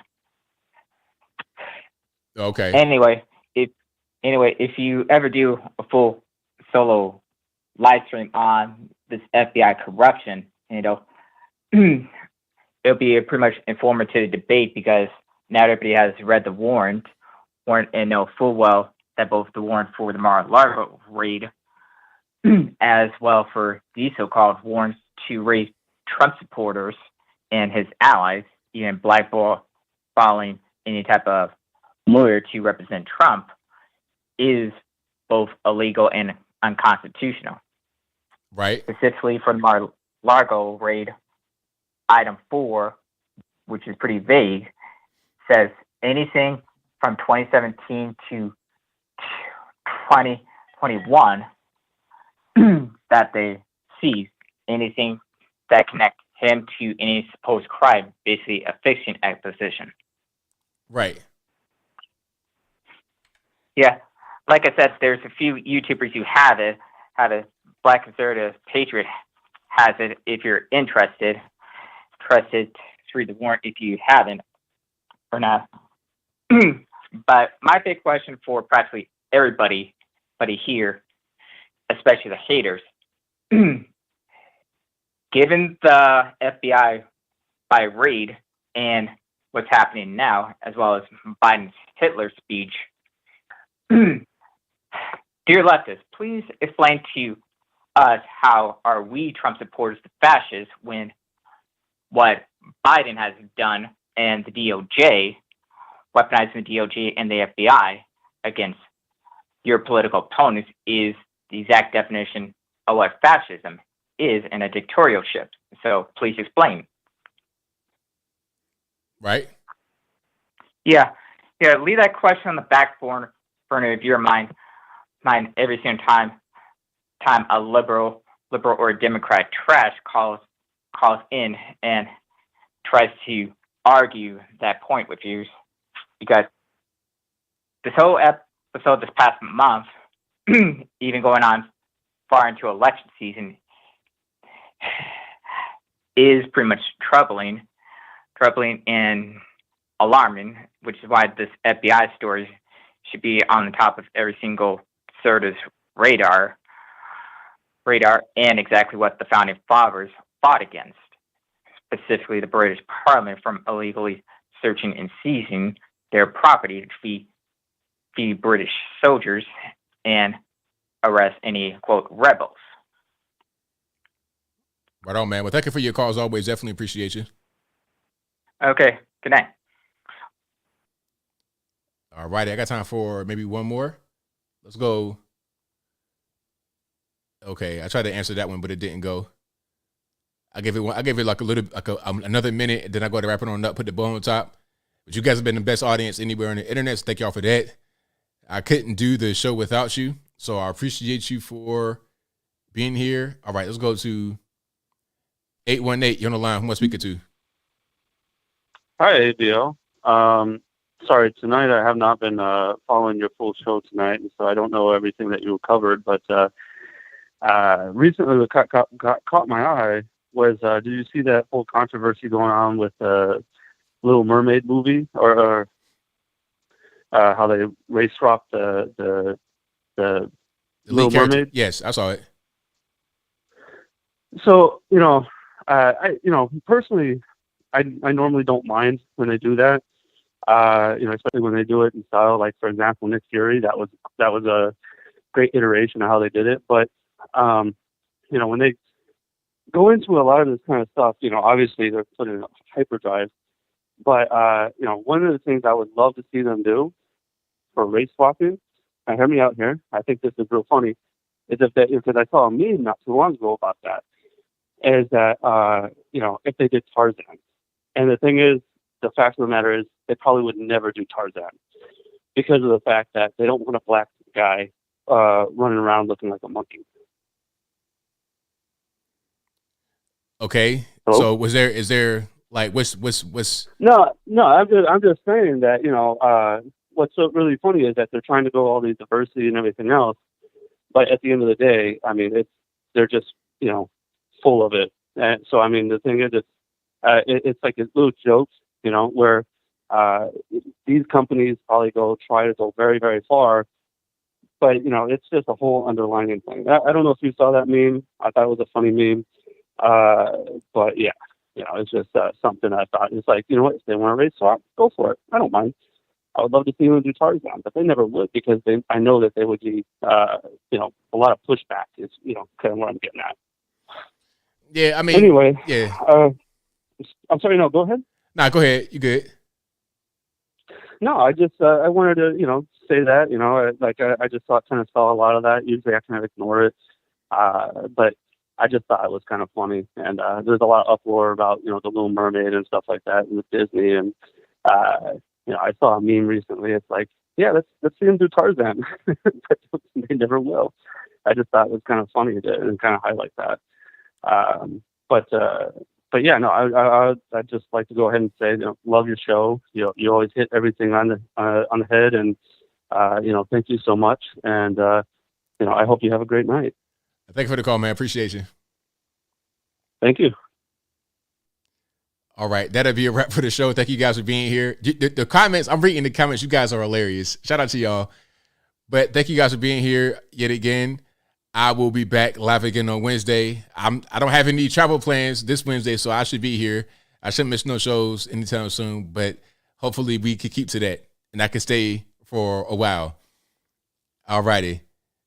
So let's go ahead and wrap it on up. Oh, shout out to the mods for doing what you do. You guys are the best. Couldn't do it without you. And thank you to everybody that's been watching, sharing, retweeting, whatever you want to do. Thank you for that. This is a podcast, so catch the replay on video if you want to after the show is over with, or go to your favorite audio streaming platforms, whether they be Google Play, Spotify, Stitcher, Anchor, etc. Links for that will be in the description box, or just go to your favorite audio streaming platform and search ABL Live. I should pop right on up. Super chats here. I'll read it right quick. Then I wrap it on up, put the bow on top. Thank you to Wahab Abdul, who says, this is for the cap you're wearing. Thank you for that. Jake from State Farm says, some of the news reporting on, I guess maybe some of the best news reporting on these YouTube streets. Thank you. Thank you to William Livingston for the Hungry Hippo emoji donation. I guess that's what that is. Thank you to Mike Tyson II for the book and the prayer hand emojis with a donation. Thank you for that. Thank you to Caius Posthumous, who says, water in New York City gives people polio. Thanks, Mayor Adams. Yikes. Not polio again. Thank you to Boat vs. Windshield, who says, may the Queen rest in peace. Long live the King. Bob K. MIT says, sadly, TDS is real. We need a vaccine for that. Yeah, for sure. Thank you to Caius Posthumous, who says, the California Fast Food Act will destroy specialized work. Correct. Boat vs. Windshield says, did you see Jon Stewart pin the medal on a Nazi? I did not see that. Interesting. They always show their true colors, don't they? I mean, good grief. Thank you to Blast Radius, who says, Joe Biden administration reflects that of the days of the Emperor Caligula of Rome. Alphabet sickos and feminists everywhere in that administration making insane decisions. Correct. Boat vs. Windshield also says, this will be the year of long knives for the National Socialist American Workers' Party. There we go. Thank you guys for being here yet again. Like I said, I'll be back live on Wednesday. And I'm here pretty much every day putting out pre-recorded videos, but that will be a wrap. So until next time, y'all be safe. I'm out, and peace.